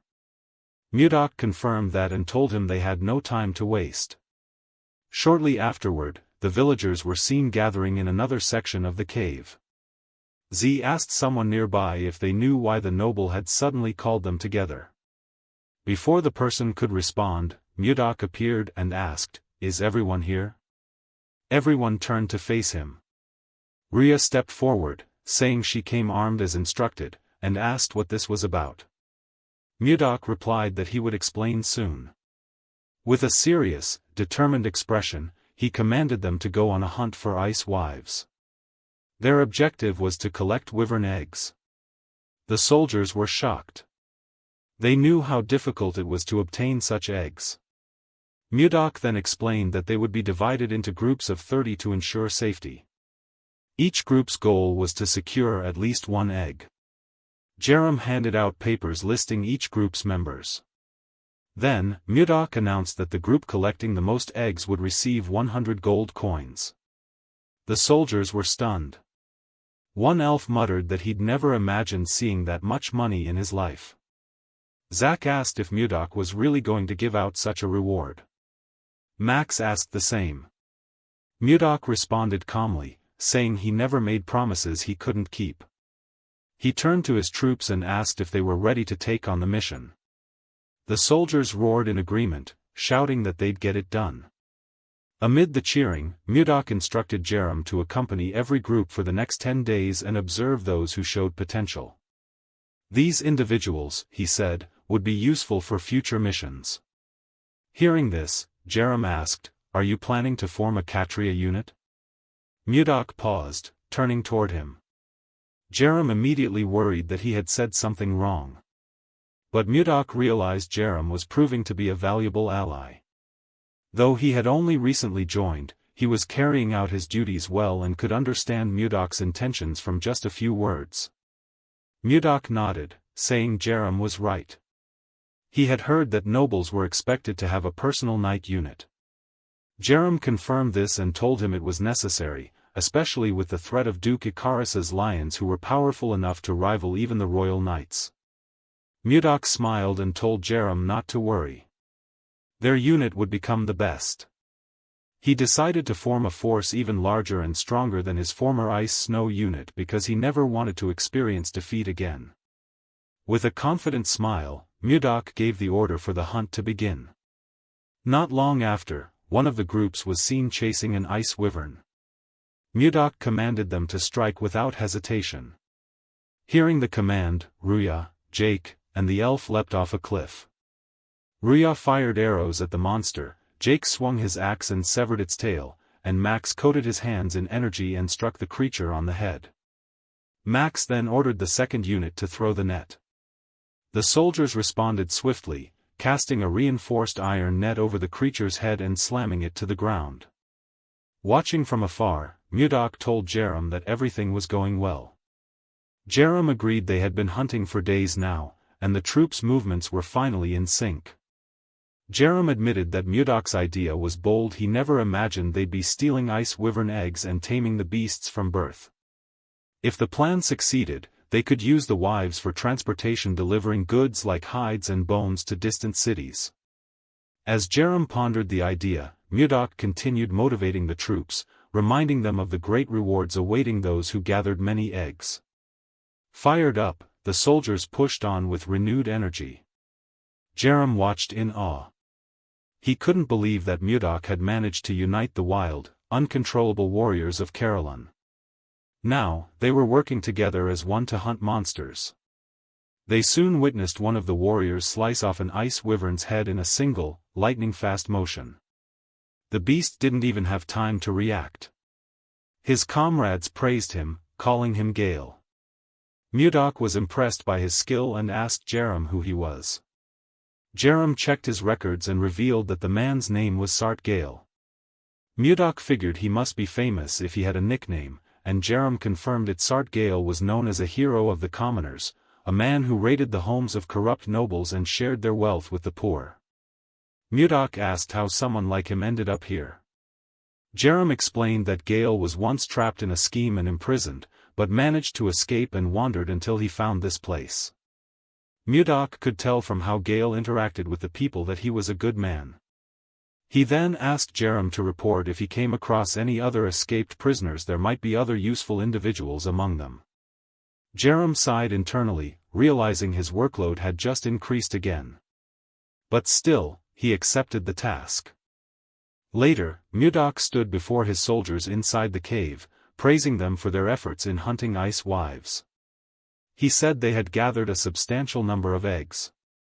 He assured them he would reward them as promised, and the soldiers cheered in joy. Max raised his hand and asked for permission to speak. Mudok asked if something was wrong. Max said he wanted to know the real reason they had been asked to gather wyvern eggs. Mudok realized others might be wondering the same thing. He explained that ice wives would treat the first being they saw after hatching as their mother. That was why he wanted to tame them from birth. He revealed his plan to use these tamed wives as transportation. Properly trained, they could carry cargo to other countries. Someone asked what kind of goods they'd be selling. With a grin, Mudok said the first thing that came to mind was leather, but then he revealed the true focus: orc materials. Max and the others were stunned. Max asked if their lord intended to kill them. Rhea even said she wasn't ready to die. Mudok immediately ordered everyone to calm down, and silence fell. He then asked them, who was it that wiped out the ice orcs that roamed around White Castle? The soldiers answered, it was you. Mudok confirmed it and asked if they truly believed he would let them be eaten by those orcs. The troops began to understand things were different now. Confidence grew in their hearts. Under Mudok's leadership, they believed everything was going to be just fine. With unwavering determination, Mudok asks the soldiers if they are interested. The troops shout in unison that they are, ready to follow all his orders. Pleased, Mudok promises to reward them as he had pledged. But before he can say more, one of his students rushes toward him, calling his name in distress. It's Leo. Mudok tells him to wait. He's in the middle of a speech but then asks what's going on. Catching his breath, Leo apologizes and urgently tells him that Safina is dying. Mudok is stunned. Elsewhere, Ani and Luffy are beside Safina, who's shivering violently on the ground. Luffy quickly covers her with a jacket. Safina thanks him weakly. Annie looks worried, watching her friend tremble. Luffy tells her to hold on, their master is coming. At that very moment, Mudok arrives and asks what's happening. The children turn to him. Without delay, he checks Safina's body and is alarmed by her condition. Safina whispers that her entire body feels freezing. Mudok asks them to explain everything what happened, in detail. They tell him they were helping Osborne find a place to build a nest for the wyvern eggs. During their search, they came across a massive field filled with frost flowers they'd only seen in books. Safina wanted to show them to her teacher, so she took a few. But on their way back, she suddenly collapsed and began trembling uncontrollably. Leo then asks desperately what they should do, fearing she might never wake up again. Mudok gently pats his head and tells him not to worry, it won't happen. Mudok decides to examine the frost flowers. As he looks closely, his expression changes. He realizes they're snow ice flowers, a legendary and rare elixir known only in the northern sea and central lands. He wonders how such a flower exists in this world but chooses to think about it later. His students beg him to save Safina. He orders Leo to carry her and follow him to the training chamber. Without hesitation, Leo lifts her and runs. Upon arrival, Mudok tells Leo to lay her gently on the bed and praises him for his care. He informs his students that he's about to begin treatment and orders them to stay out until he gives permission. The children obey, but before closing the door, Luffy pleads with him once more. Mudok assures him he will save her. He then looks at the snow ice flower in his hand. Known for its constant icy aura, this flower once bore fruit that was considered a priceless elixir in the Northern Sea Palace. Though the cold makes the fruit hard to harvest, it's no problem for Mudok, who has mastered the ice key. He blows freezing air onto the fruit to purify it. Safina's body had collapsed because her ice key couldn't withstand the intense cold of the flower. Mudok places the purified fruit in her mouth, infuses his energy into her, and calls her name, urging her to open her eyes. She does. Surprised to see her teacher, she lifts her head. He speaks to her telepathically, telling her to sit up straight and circulate her energy. Safina follows his instructions immediately, channeling the icy energy through her body. Soon, Mudok realizes that her cold ki has stabilized thanks to her internal circulation. As he continues guiding the energy, Safina suddenly falls backward onto the bed, eyes wide open. But she's merely asleep. Her internal energy has grown stronger than ever. Mudok is impressed by how well the fruit worked. It exceeded his expectations. He decides to increase Safina's training intensity. But first, when she wakes, she must take him to the field where she found the snow ice flower. He's certain this discovery will speed up his goals. Hours later, Safina awakens. With the collection of wyvern eggs complete, a major reorganization begins at White Castle. Mudok reviews the list prepared by Jerem and forms the elite Night Order, Blizzard Night Order. He vows to train them into powerful warriors. Schwartgill is appointed as captain. He also establishes a school, a hospital, a restaurant, a bar, and a clothing shop, everything going according to plan. The training facilities are customized to fit each individual's capabilities. Later, Mudok speaks to Jerem, explaining that to improve an organization, its people must be in harmony. Jerem agrees. Osborne is placed in the White Castle security unit, and Jerem is promoted to Mudok's personal assistant. Jerem reminds him that he still owes magic lessons to the people. Mudok asks if he wants the job, to which Jerem replies no. Mudok calls him a scoundrel and throws papers at him, demanding a better answer. Jerem is speechless, joking to himself that he deserves 1,000,000 gold coins for all the work he's done. Mudok then announces the formation of a patrol unit responsible for securing the outer areas and scouting Carolyn to bring back scattered residents. He names himself captain of this force.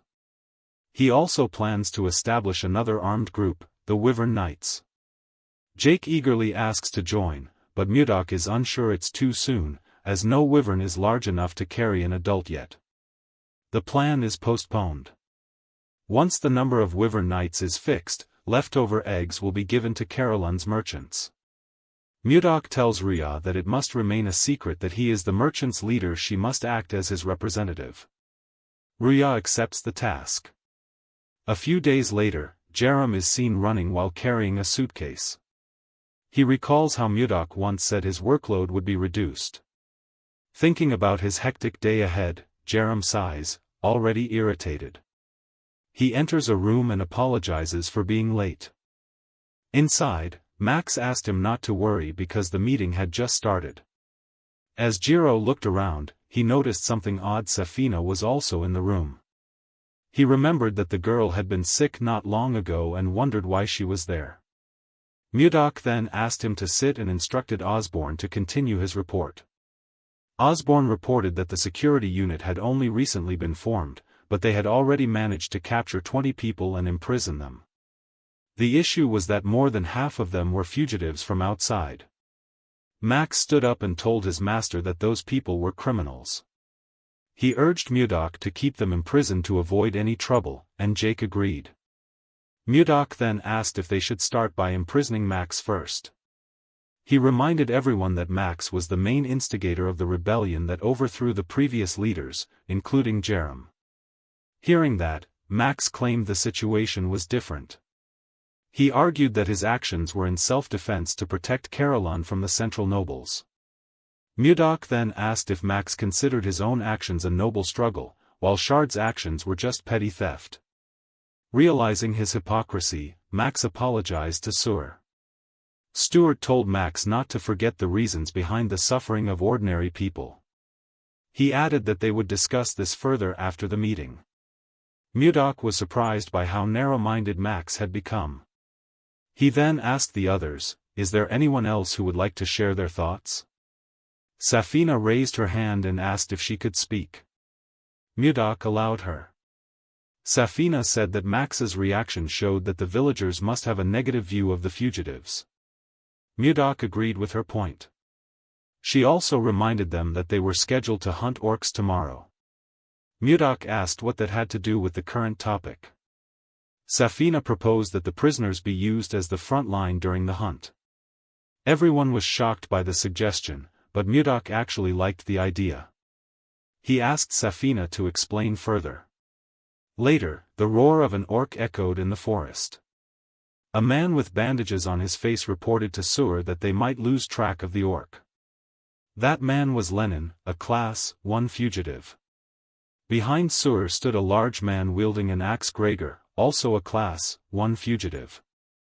Shard then ordered them to attack the orc once they got close enough. He also ordered them to erase the monster's trail before striking. The men immediately accepted the command. Meanwhile, as the orc was scanning its surroundings, Lenin and Gregor ambushed it from behind. They managed to injure the monster's back, causing it to roar in pain and turn around. Gregor warned Lenin to be on guard as a counterattack was coming. Sure enough, the orc swung its massive club toward them. Lenin was shocked to see the large weapon flying toward him. He realized it was too late to dodge. But before the club could hit him, Shard dashed in and struck the monster. He ordered Lenin to duck. Hearing that, Lenin quickly lowered his head to avoid the attack. Shard seized the opportunity to launch a barrage of attacks on the orc's body, making it scream in agony. As its scream echoed through the forest, Shard and the soldiers swarmed it, tearing the monster apart with their weapons. The scene then flashed back to the moment when Safina proposed putting the fugitives at the front of the hunt. Mudok was impressed by the idea. Osborne asked if Safina wanted to send them to the front lines to get rid of them, saying her plan sounded extreme.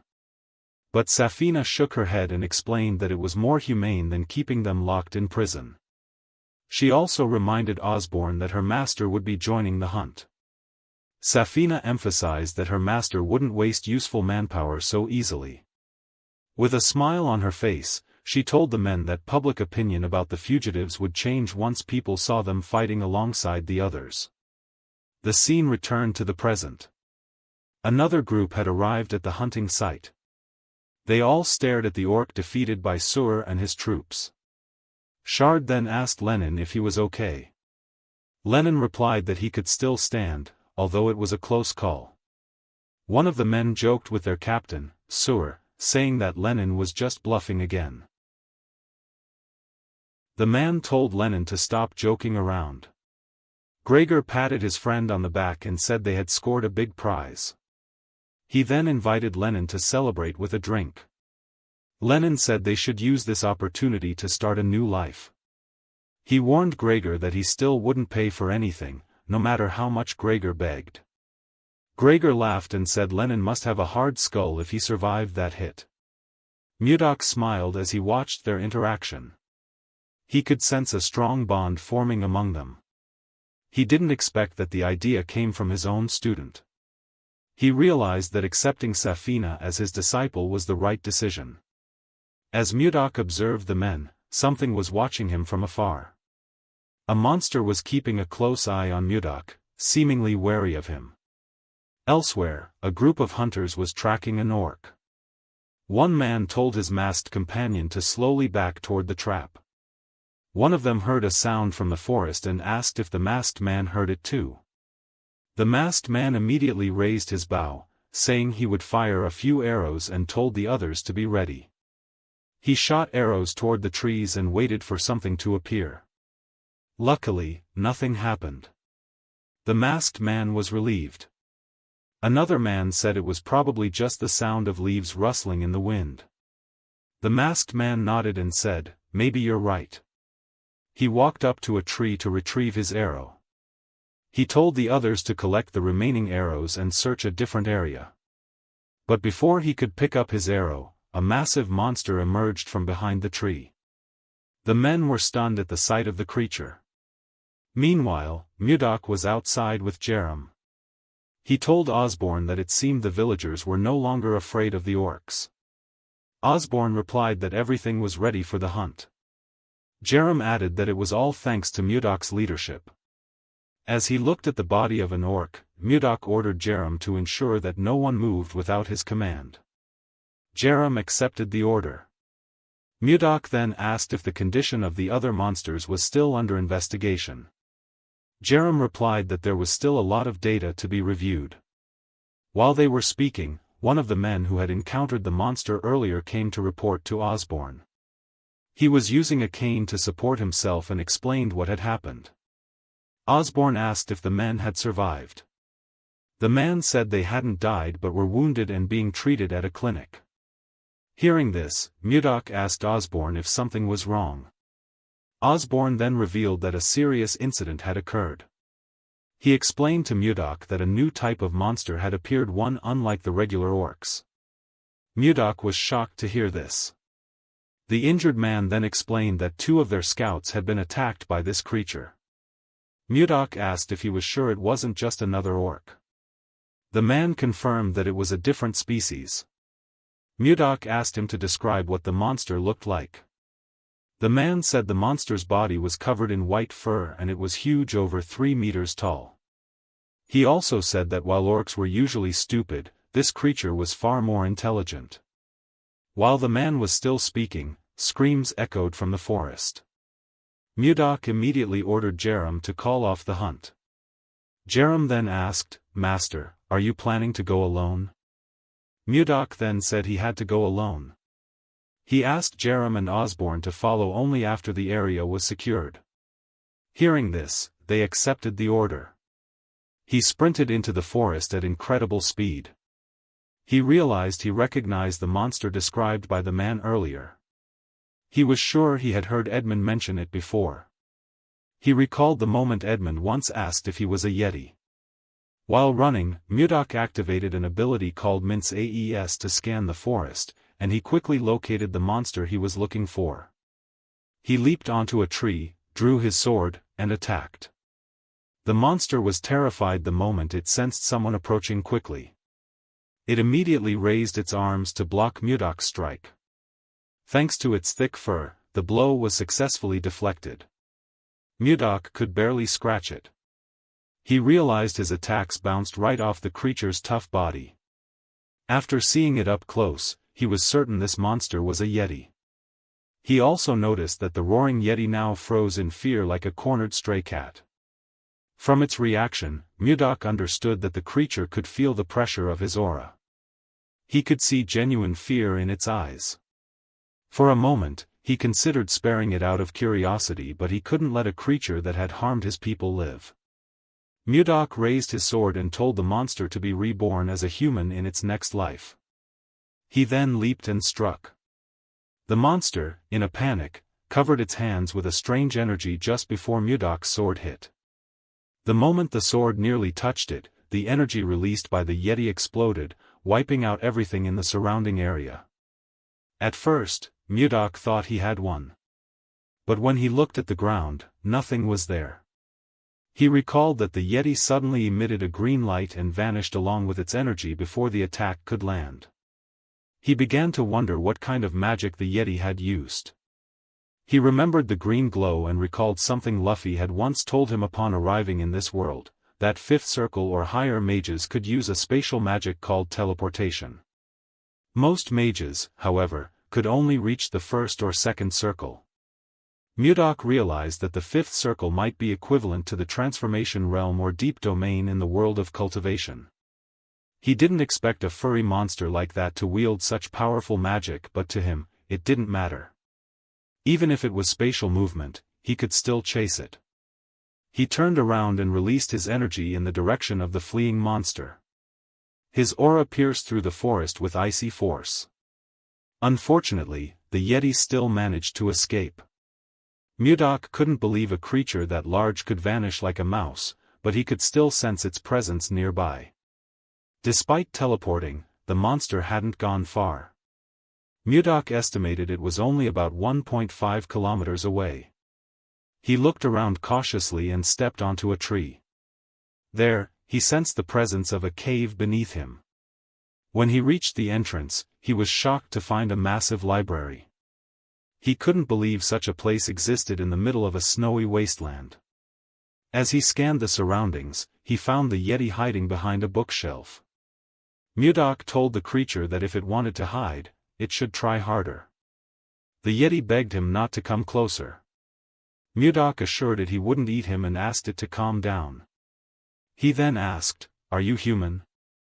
The Yeti replied that it was not human. It introduced itself as a great warrior of Hori and said its name was Kinder. Mudok wondered if he had ever heard the term, warrior of the Hori tribe, before. Just then, Jerem appeared behind him and told his master that it was a name used for Yetis. Mudok praised Jerem for finding the location. Jerem reported that there were signs of destruction all around the place, something no one could have caused except his master. He even thought it was a natural disaster at first. Jerem then questioned why a legendary race like the Yetis who had existed since ancient times would be found in a library like this. Mudok said he would ask that very question himself. He touched the wall and asked Kinder to explain his origins. But Kinder didn't respond. With a stern face, Mudok asked if he was planning to run again. He released his energy and told Kinder to speak immediately, warning that he wasn't the patient type. Terrified, Kinder finally confessed that he was from Glak. Mudok then asked if Glak was his homeland, and Kinder nodded. Mudok followed up, "Are there many Yetis living there?" Kinder confirmed that he was right. As they talked, Jerem explored the library and was intrigued by something he found. Meanwhile, Mudok asked Kinder why he had attacked his people. With a piercing gaze, he told him to choose his answer carefully. Kinder claimed he hadn't killed anyone.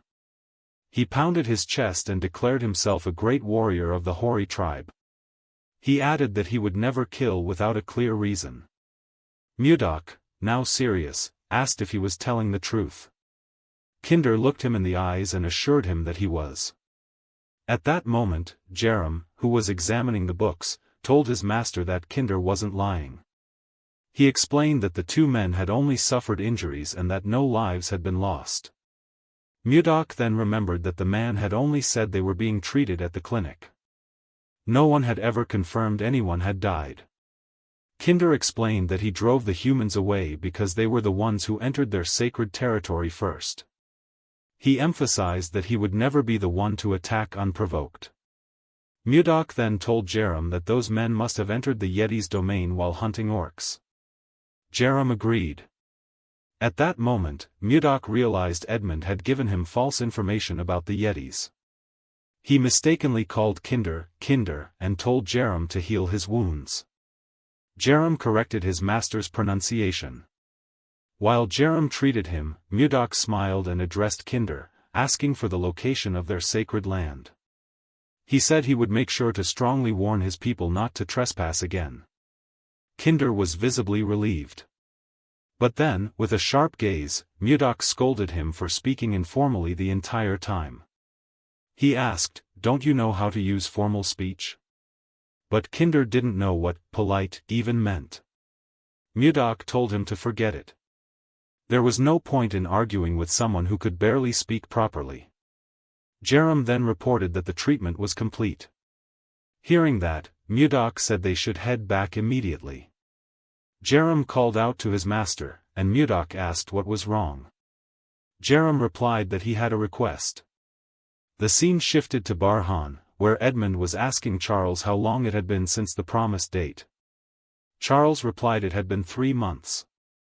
Edmund called for his assistant again, and Charles turned toward him.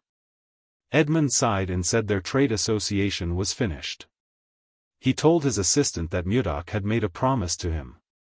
In his silly imagination, he pictured Mudok pulling on his beard and telling him to wait for 3 months. He said he would send someone.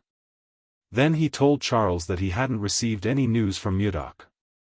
Charles calmly reassured him that Mudok was not someone who would break a promise. As they spoke, a large shadow suddenly loomed over them. Edmund and Charles looked up, shocked to see a wyvern descending toward them. They quickly stepped back as the creature landed. Edmund then heard a voice calling his name and he immediately recognized it. Looking at the wyvern's back, he saw Safina smiling. The girl said that the ice had arrived. Edmund was overjoyed to see a large bag filled with ice.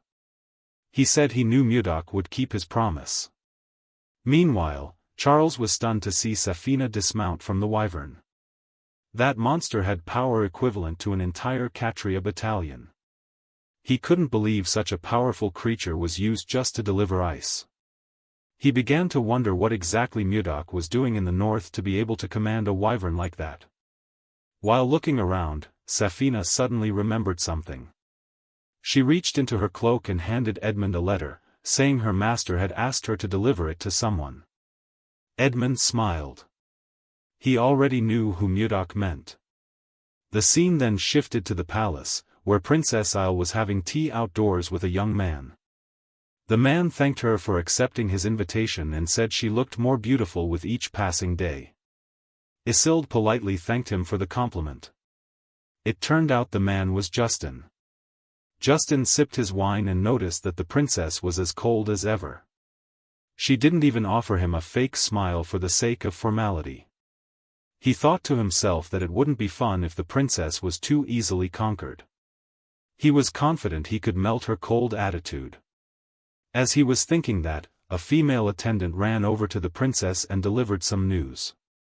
Isilde suddenly gasped in surprise upon hearing she had received a letter from Mudok. Justin stood up and nearly spat out his drink at the mention of the name. The attendant then informed Isilde that the letter was now in her room. Isilde quickly stood and told the attendant to follow her. Seeing this, Justin asked the princess if she was leaving already.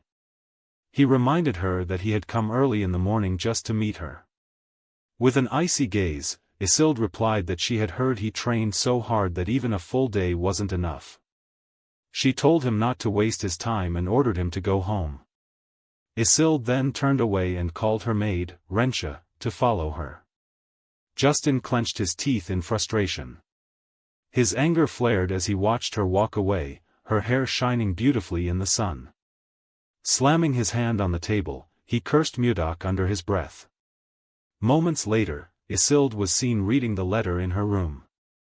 Mudok asked how she was doing and said he was fine, all thanks to the good luck charm she had given him. Isilde blushed as she remembered the kiss. In the letter, Mudok described the northern lands as a comfortable place to live. He mentioned shimmering crystal caves and soothing hot springs. He revealed that they had built a city named White Castle inside a warm cave. He said the place was beautiful but also that it had one major flaw: her absence. That alone made the place feel empty. He told her he wanted to send a small gift as a token of his feelings. As Isilde looked down, she saw something that shocked her: a flower made of ice. She hugged it tightly to her chest, wondering why she always thought about Mudok. She gazed at the flower again and made up her mind. She decided to go see Mudok in person. Meanwhile, Mudok was trying to make an ice flower. But it shattered in his hand. He found it strange that he was so good at destroying things yet struggled to create something as delicate as a flower. While he was lost in thought, Jerem came running toward him, calling his master. Mudok asked what the fuss was about and told him to explain what was going on. Jerem said his master needed to come to the office immediately. He had discovered something incredible, something that only happens once in a lifetime. Mudok told him to calm down and said he'd follow. He then placed the shattered flower beside the pile of failed attempts he had made earlier. When they arrived at the office, Jerem revealed that the library they had found belonged to an ancient mage. Mudok feigned surprise and asked, "What's so great about that?" The mage said his master's reaction was far too flat. He explained that it was a monumental discovery, a relic from an ancient civilization. A key to restoring lost magic and a stepping stone to reaching the fifth circle. But Mudok didn't seem too interested. He sensed something strange. He turned toward Jerem and said he felt a powerful presence coming from his waist. Jerem was startled and nervously replied that it was nothing important. He admitted he didn't report it because he thought it wasn't worth mentioning. But Mudok used his aura to pull a pouch from Jerem's clothes. The mage looked terrified. With a smile, Mudok said that since Jerem had gone to such lengths to hide it, he had to see what was inside. When he opened the pouch, he found something unusual.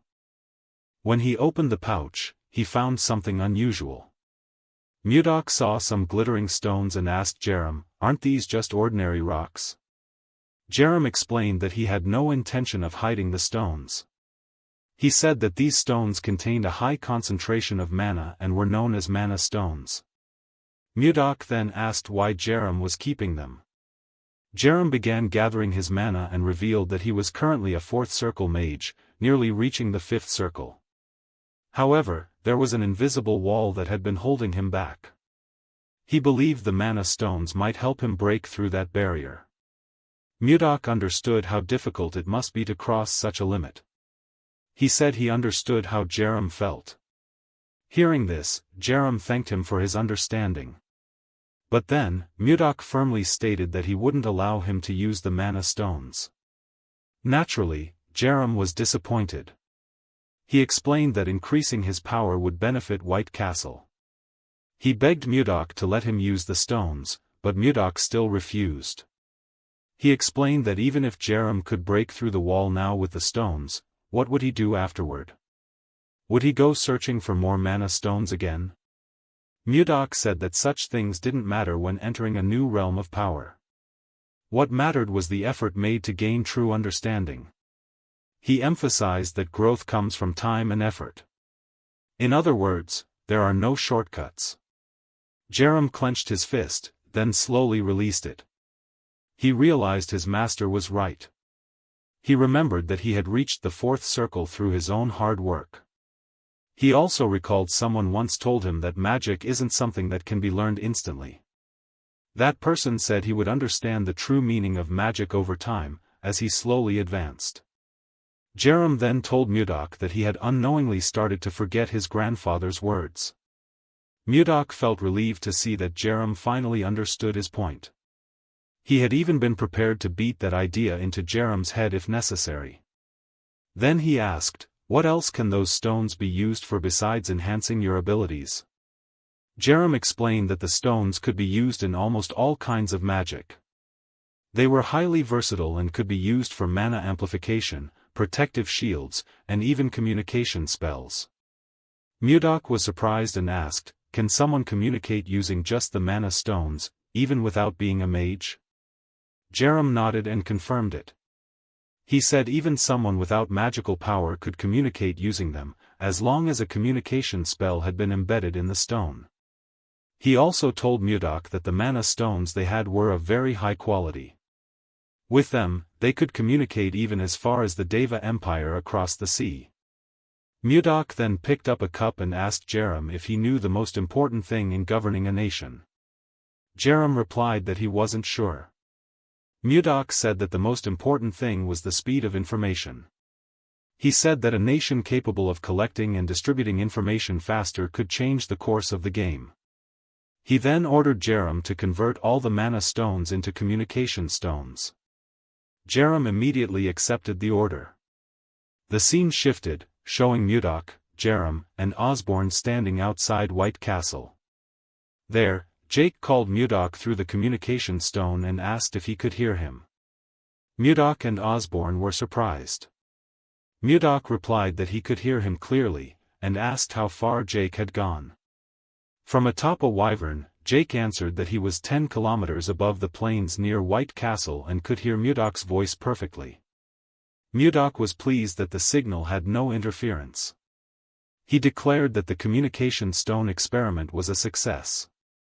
He announced that from now on, they would use communication stones to stay connected.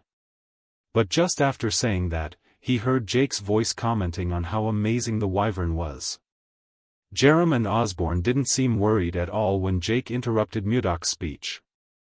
Jake even asked his wyvern to perform a triple flip in the air. Mudok was annoyed. He ordered Jake to return immediately.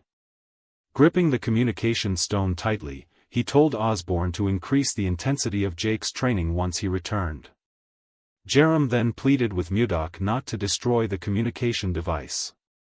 But before Mudok could crush it, someone called his name. When he turned around, he saw several wyverns landing in front of White Castle. The person calling out to him was Safina. The girl said she had returned. Mudok looked happy to see her and quickly invited her inside.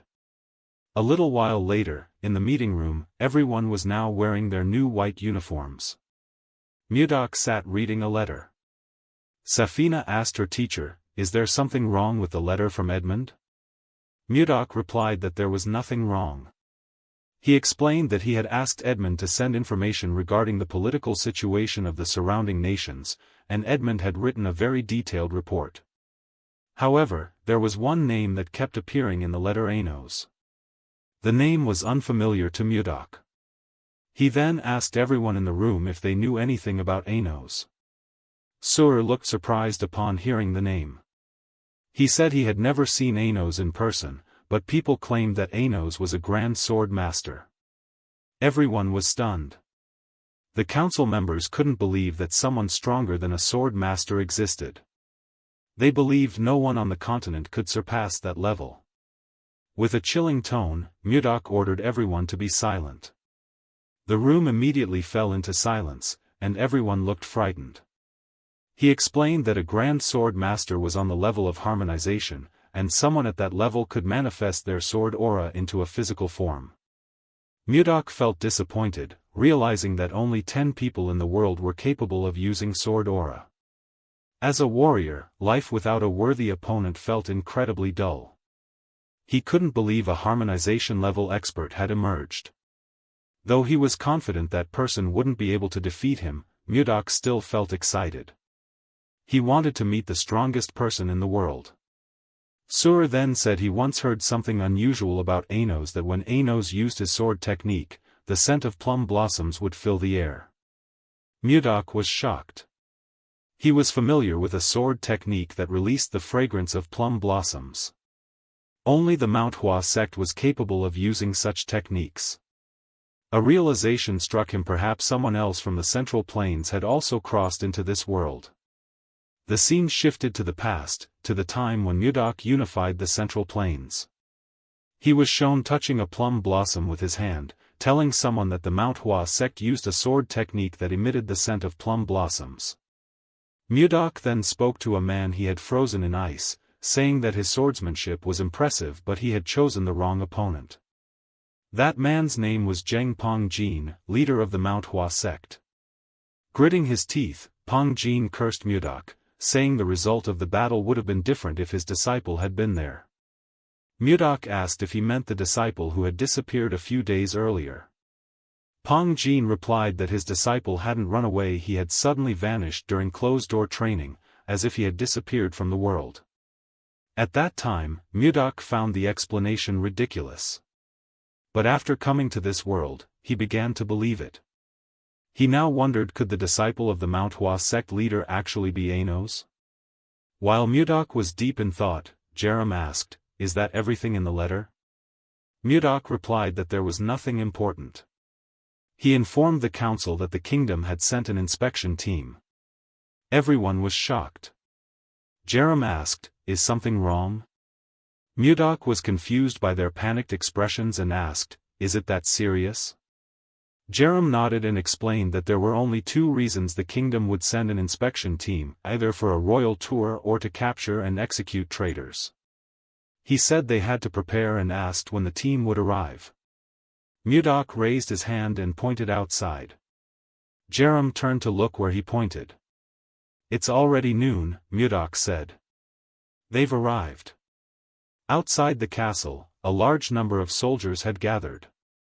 Jerem and the others were shocked by how many troops had come. There were even knights among them.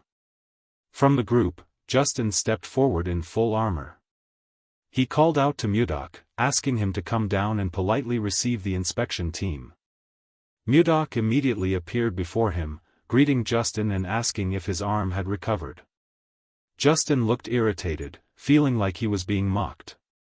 Mudok's followers were surprised to see their master already standing down below. They had no idea how he moved that fast. Jerem was confused about what his master was planning. He wasn't sure if Mudok would slaughter them all or commit treason. Suddenly, Mudok smiled and called for the princess to come out. Upon hearing that, Aeld told Justin to stop making threats. She stepped forward and pulled back her hood, asking Mudok if he was all right. Later, Essel was seen smiling as she explored White Castle. She was amazed by the beauty of the crystal cave within it. She then said she wanted to see the hot springs, and Mudok asked her to follow him. Mudok realized that the inspection team had come for royal sightseeing. After reading a letter from her father, Aeld had begged to join the team. While showing the princess around the special locations, Mudok remarked that she was still as stubborn as ever. He reminded Isilde about the lucky charm he had given her. Isilde blushed as she remembered the kiss that happened back then. She quickly told Mudok that such a topic was off-limits for now. Seeing how embarrassed she was, Mudok realized that she was still the same as she had been back in the Central Plains. As they walked past the ice crystals, Mudok reflected on how long his journey had been. He had conquered the martial world to avenge Hyen. And after that winding journey, he finally met her again. Even though her appearance had changed, Mudok felt happy just to see her once more. Meanwhile, Isilde was mesmerized by the hot springs. She said the place was beautiful. But suddenly, Mudok hugged her and told her that, to him, she was far more beautiful. Isilde was visibly shocked by his words. Mudok then whispered how much he had missed her and called her by the name Hyen. Her expression darkened as soon as she heard that name. She quickly pulled away. Mudok immediately realized he had made a mistake. Isilde asked who Hyen was, and Mudok said the name had slipped out accidentally. Isilde then said she liked the way Mudok looked at her. She could feel the warmth in his eyes. But today, she finally realized something. She asked him, "Is your affection meant for me, or for that woman named Hyen?" Mudok was stunned. And when he couldn't answer, Isilde turned away. Before she could leave, Mudok called her name. But Isilde raised her hand, signaling him not to say a word. Tears began to fall from her eyes as she walked away, saying that she already had her answer. Mudok wanted to stop her, but he couldn't. He clenched his fists in frustration, angry at himself for not knowing what to say. That night, Mudok walked alone in the forest, thinking about Hyen and Isilde. He knew that no matter how much he explained, Isilde would never understand the pain of crossing worlds for someone. While he was lost in thought, someone silently watched him from behind a tree. The figure unsheathed a sword and lunged at Mudok from behind. In the next moment, a violent splash of blood erupted through the forest. In the following scene, Justin called someone named Arvin. Arvin emerged from the shadows and saluted him. Justin asked how the ambush went, and Arvin replied that it was a success. Justin smiled in satisfaction. Back in the forest, Mudok's pendant was seen lying on the ground. Meanwhile, inside a special guest room in White Castle, 2 guards stood outside the entrance. Inside, Isilde was crying. She called herself pathetic, unable to believe she was sobbing so much over heartbreak.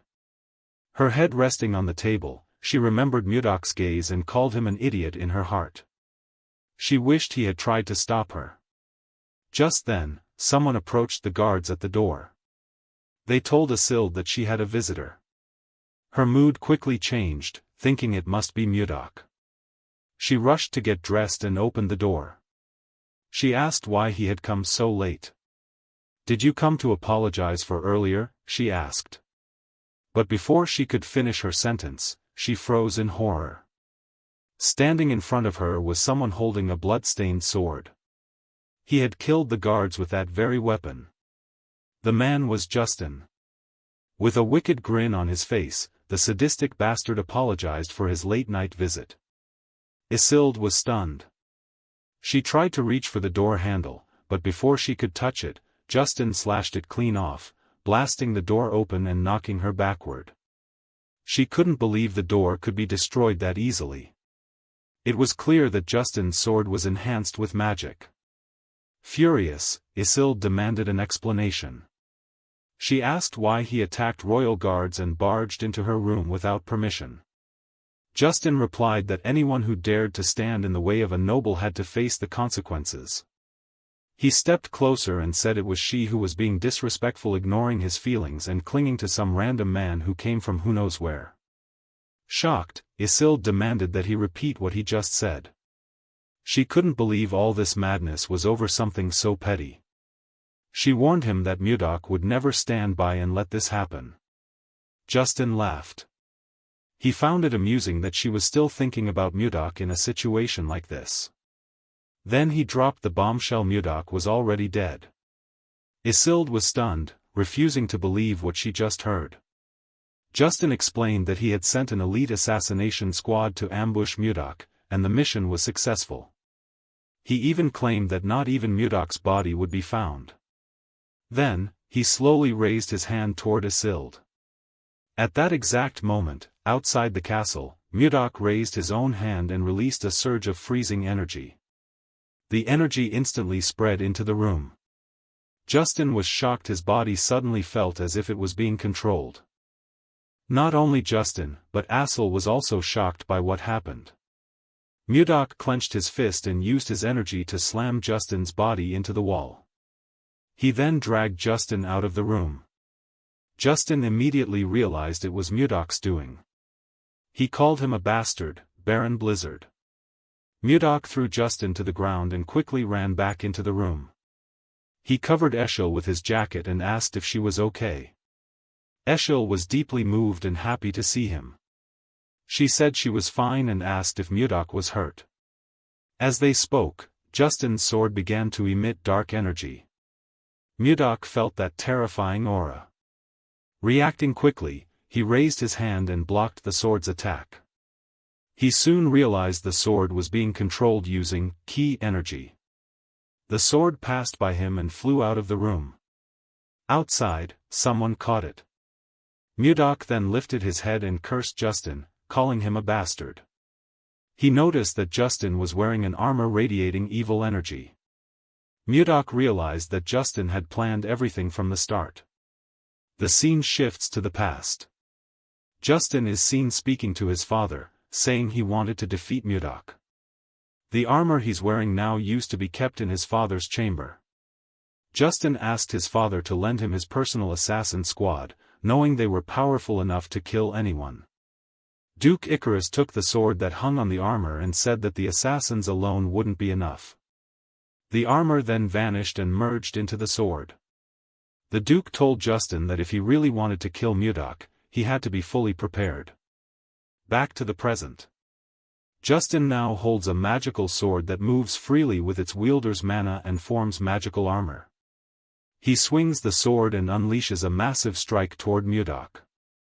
Seeing this, Mudok pushes Eshel away to protect her. The attack destroys the building. Justin believes the sword is powerful enough to defeat a grand sword master. He laughs maniacally at the destruction he caused and taunts Mudok, asking if things are different this time. He also says it's good that his assassins failed. As the dust settles, Mudok's arm is shown bruised. He slowly lowers it. Justin says he wants to rip Mudok apart with his own hands. On the side, Eshel tells Mudok that his arm is bleeding. Mudok asks her to stay back, saying she needs to stay in a safe place. Eshel knows he's right and asks if he'll come back. Mudok turns to her and smiles softly, then tells her to hide well and stay put. As soon as he says that, he jumps down. He tells Justin that his appearance is different from before. Justin laughs, and his helmet slowly covers his face as he does. Mudok says he still sees no sense or logic in Justin. Hearing that, Justin raises his sword and tells him to stop preaching nonsense. Suddenly, he throws his sword at Mudok. With one light swing, Mudok deflects it. But Justin instantly appears in front of him and slashes his sword. Mudok coats his arm with energy and blocks the attack. The energy clash forces both of them to step back. Justin appears again and tells Mudok to stop pretending. He smiles, pleased that he's finally within close range. He assumes Mudok is exhausted after fighting the assassin squad. He believes this is the perfect moment to finish him off. He raises his sword and declares that this is the end. But before he can strike, Mudok releases his energy and strikes Justin's hand, causing the sword to fly from his grip. Justin is shocked, realizing that Mudok targeted his already injured hand. He falls to his knees, clutching his now red wrist. Mudok approaches and says the distance between them is now far enough. He declares that Justin's attacks will never reach the princess from that distance. Justin is stunned to realize that Mudok pretended to be hit just to create a gap between him and Eshel. Mudok explains that even a cornered rat will bite a cat if desperate enough. He calls Justin a filthy rat who could have harmed Eshel. Justin grits his teeth in anger. He rises and recalls his armor. He admits that he underestimated Mudok. But before he can move again, Mudok places his hand on Justin's armored chest. He says he's just being careful because he doesn't want to lose someone he loves for a second time. As those words are spoken, Mudok unleashes his power. His energy freezes the entire cold forest. Ice blankets everything around them. After that, Justin is seen kneeling again. His armor begins to break apart, piece by piece. He doesn't understand what's happening. Shivering, he realizes that something is wrong with his mana. He can't gather any of it. Mudok then advises him not to waste time trying to gather mana anymore. He reveals that he has destroyed Justin's Dantian, the energy core within his body. With a cold stare, Mudok tells him that from now on, he will never be able to use mana for the rest of his life. Terrified, Justin clenches his fist and tries to punch Mudok, but he only receives a harsh slap. He falls to the ground, and Mudok tells him to live the rest of his life atoning for his sins. He says that Justin is now one of the weak people he used to oppress. As he speaks, Mudok notices the sun beginning to rise. He covers his face with his hand and seems happy to welcome the morning light. He says he's wasted too much time already, and Ishild must be worried about him. Moments later, Mudok is seen locking up Justin and his men in prison. Justin remains shaken by the fact that he can no longer use mana. After settling things with Justin, Mudok plans to ask Aseeld out on a date. But his mood is crushed when he sees something unexpected. He sees Aseeld holding someone's hand outside. That hand belongs to Jerome. The princess smiles warmly as she speaks with the mage, and Mudok can't comprehend what's really going on. 15 minutes earlier, Mudok was seen ordering his men to search the surrounding area. He said something was missing and asked them to find it, promising a great reward to whoever did. Jerome asked, "Is it the pendant that went missing during the assassin ambush?" and Mudok confirmed it. Jerome then reported that he had investigated the assassins and said they were quite skilled. He asked how Mudok had escaped without injury after being attacked by them. Mudok scoffed at Jerome for calling them skilled. He said they were just a bunch of cowards who only knew how to move silently. He added that if his mind hadn't been distracted, he might not have been scratched at all. Jerome praised him, calling him incredible. As they talked, someone walked toward them and said the pendant was lost because of her. Jerome quickly pulled up his hood upon hearing the voice. Mudok turned around, recognizing it immediately. It was Aseeld, arriving with a maid. Jerome looked nervous in her presence. With teary eyes, Aseeld said that Mudok could have found her pendant if he had looked for it when it first disappeared. But he couldn't because he came to save her. However, Mudok told her that wasn't true.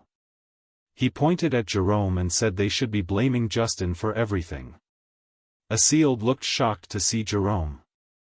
Then, she stepped closer and held Jerome's hand. She asked if he was really Count Jerome Kuan. Aseeld didn't understand why the noble was there. She said that the last she heard about Jerome, he had gone missing. Jerome only gave an awkward smile in response. Meanwhile, Mudok looked irritated seeing Aseeld holding Jerome's hand. The mage quickly pulled his hand away from the princess, saying that such a warm welcome was a bit troublesome for him. Just after he said that, Mudok placed his arm around Jerome's shoulder, and a nervous smile appeared on Jerome's face. Mudok commented that he seemed quite close to the princess. Jerome immediately denied it, but Mudok insisted that they looked very familiar with each other. At the same time, Aseeld's maid whispered to her that she should clear up the misunderstanding. Aseeld herself looked confused about how the situation could be misinterpreted. As Mudok began to choke Jerome, Aseeld intervened and explained that Jerome was the person she respected most. She said the Count was a true noble, someone who truly cared for his people. She felt pity when she learned he had been exiled to the north, a dreadful place. And she was heartbroken when she heard he had gone missing. Hearing this, Mudok asked why Jerome had never mentioned any of it. Jerome replied that no one likes to brag about their own goodness. Mudok then asked Aseeld why she talked about Jerome as if he was part of her past. The princess replied that things were different now because now, she had come to know Mudok. Her cheeks blushed as she said that, and Mudok blushed in return. But before he could respond, Aseeld turned and ran off, saying she would help look for the pendant elsewhere. After distancing herself from Mudok, Aseeld paused to catch her breath. As she looked down, she saw the pendant buried in the snow. She quickly bent down to pick it up. Renia arrived just as Aseeld picked up the pendant. Aseeld then called out to Renia, saying this was the pendant Mudok was looking for. Renia was surprised the princess found it herself and said she would inform Mudok right away.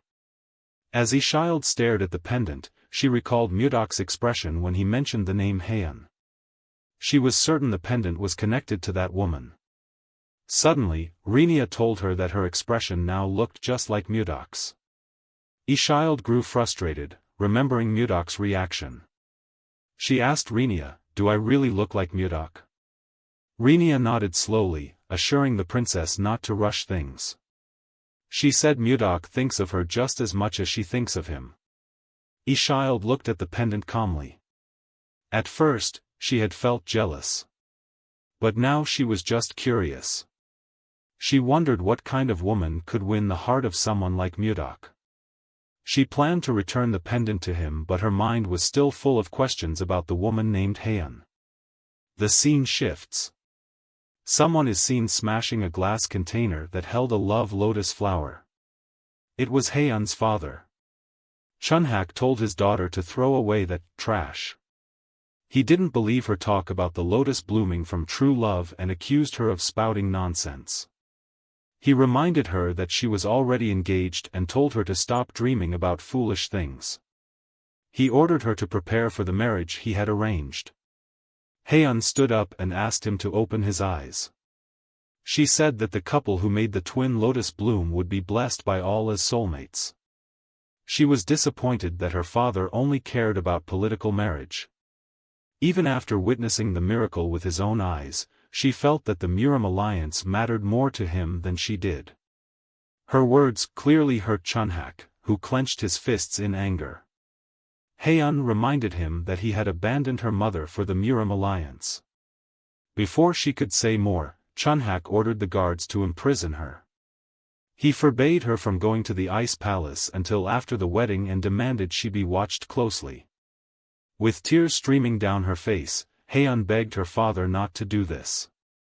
She regretted ever coming back. The scene shifts again.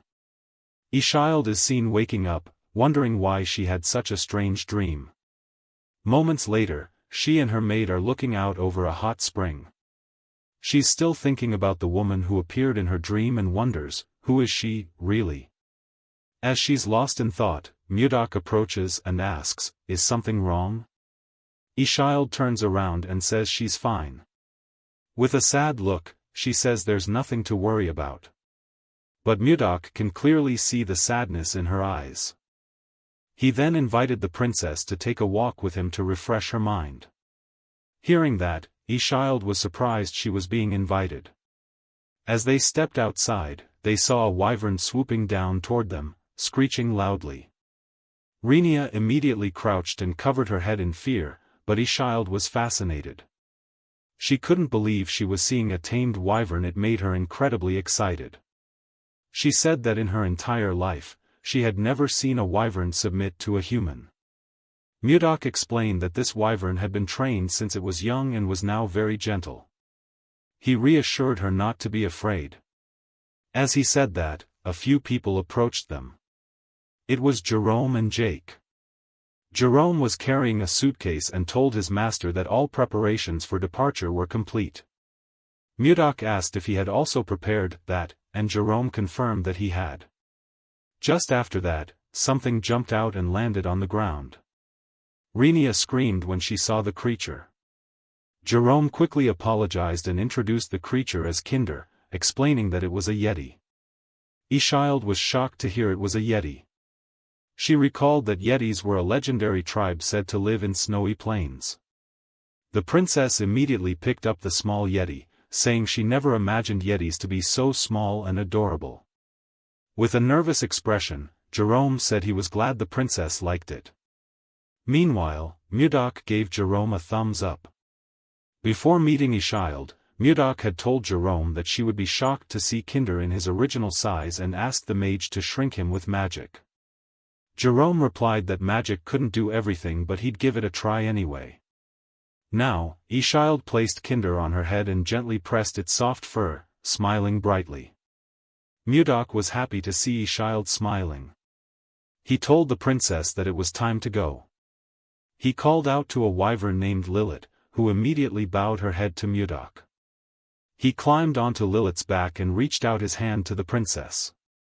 Ishild blushed and slowly reached out, grasping his hand. Gently, Mudok helped her onto the wyvern. Once she was seated comfortably, Mudok tapped Lilith's reins, and the wyvern began to flap her wings. Soon, everyone took off into the sky on their wyverns. Jerome and Jake flew right behind Mudok and Ishild. Ishild was nervous being in the air for the first time. She closed her eyes tightly and gripped the saddle. She told herself everything would be fine as long as she was with Mudok. With a smile, Mudok asked if she wanted to open her eyes and look ahead. Slowly, Ishild opened them and was amazed by what she saw. A breathtaking sunset stretched across the horizon. She couldn't believe her eyes. Mudok asked if she felt a little better now. Ishild smiled, realizing that Mudok had been concerned about her all along. She said she felt much better thanks to him. Mudok smiled and told her to hold on tight. Ishild didn't know why he said that, but suddenly Lilith sped up, soaring through the clouds. Moments later, Ruya greeted their arrival. She scolded Mudok for not sending word in advance. Mudok reminded her how far they had traveled and asked how he was supposed to contact her. He then told Ruya that trade matters could be reported directly to Jerome. He said he was entrusting everything to him. Jerome was surprised and said it felt like he was doing all the work. He asked what Mudok planned to do. Mudok replied that he'd be having dinner at a nearby restaurant and wanted Jerome to finish things before he returned. Ruya said she understood, while Jerome protested, asking if he didn't have a say in the matter. Later, Ishild was seen enjoying the view of the city from a restaurant balcony. There, Mudok told her he had prepared the place especially for her and asked if she liked it. Ishild replied that she loved it. As she looked around, she suddenly noticed a flower she had seen before inside Mudok's pendant. She quickly realized it was the same lotus flower from her dream. While she was lost in thought, Mudok called out to her. "Are you all right, Ishild?" he asked. The princess apologized, saying she was just thinking about a strange dream she had the night before. Hearing that, Mudok asked what had happened in her dream. Ishild explained that she saw people wearing unusual clothes and living in houses she had never seen before. In the dream, she was a young woman in her early 20s, pale-skinned, with brown hair and black eyes. The woman always seemed sad her father was trying to force her into a political marriage, even though she already had someone she loved. Ishild laughed, calling it a very strange dream. Mudok chuckled with her and held his pendant. Then Ishild added that in the dream, she had desperately called out someone's name, Gaga. Hearing that name, Mudok froze. Only one person had ever called him by that name, Heian. Ishild noticed his expression and asked if he was okay. Mudok gripped his pendant tightly and said he was just daydreaming. He then let go of the pendant and invited her to eat before their food got cold. Ishild then made a request. She said that whenever Mudok called her princess, it felt like there was a distance between them. Smiling, she asked if he could call her Ishild, if he didn't mind. Looking at her, Mudok remembered Heian. A soft smile appeared on his face as he recalled his beloved, and he said he could do that. Later that evening, after they had finished their meal, Jerome approached and asked if Mudok had enjoyed the food. He then reported that the negotiations with Tenst had been finalized. Ishild was surprised to hear that name. She turned to Jerome and asked, "Is there a place called Ten in the Kingdom of Drake?" Mudok immediately realized he had made a mistake. He clarified that Tenst wasn't in the Kingdom of Drake, it was in the Kingdom of Gaia. Ishild was even more shocked. The Kingdom of Gaia was a vast nation in the northwest of the continent, ruled by queens and known as the Land of Women. Its entire knight order was composed of women, and they were said to rival the Wyvern Knights of the Ziva Empire. She knew she had traveled far, but never imagined they had already reached Gaia. She hoped her arrival hadn't caused any diplomatic issues. While she was lost in her thoughts, Jerome cleared his throat to remind her he was still present. Ishild quickly apologized and allowed him to continue.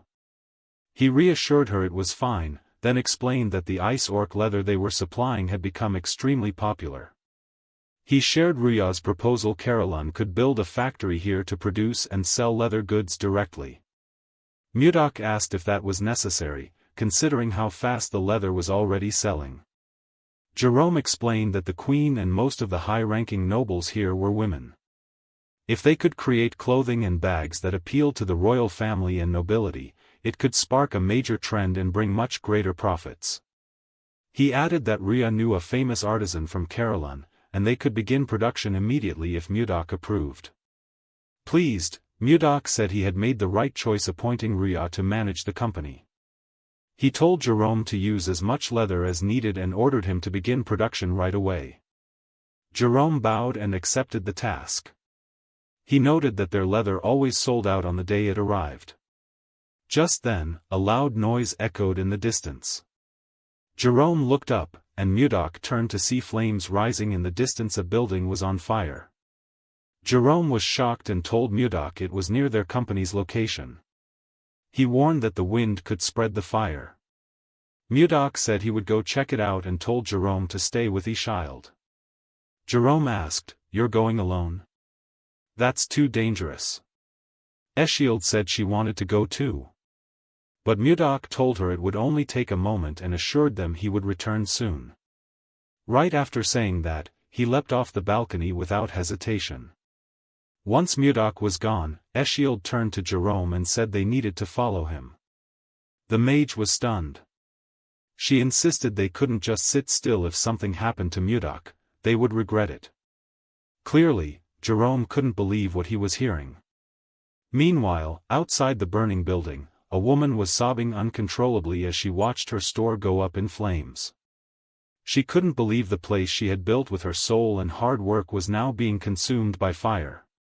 Other merchants nearby were also in tears. When Mudok arrived at the scene, he was shocked by how massive the fire had grown. It was far worse than he had imagined. As he stared at the flames, someone called his name.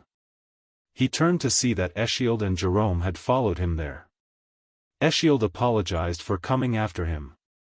She explained that she couldn't just sit and wait. She had been too worried about him. Mudok couldn't bring himself to scold her. If their roles were reversed, he would have done the same. While he was looking at her, a cry for help echoed from inside the burning structure. Instantly alert, Mudok turned toward the building. Eshield, confused by his sudden movement, called out to him. But before she could say anything, Mudok had already jumped into action. He spotted a window on the upper floor and dove through it.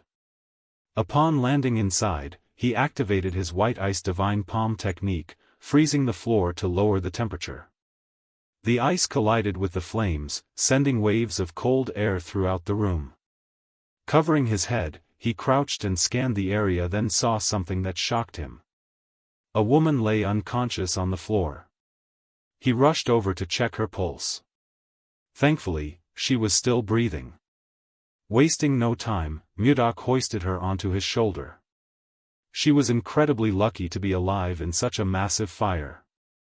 But before he could make his way out of the building, the wooden beams above began to collapse right over his head.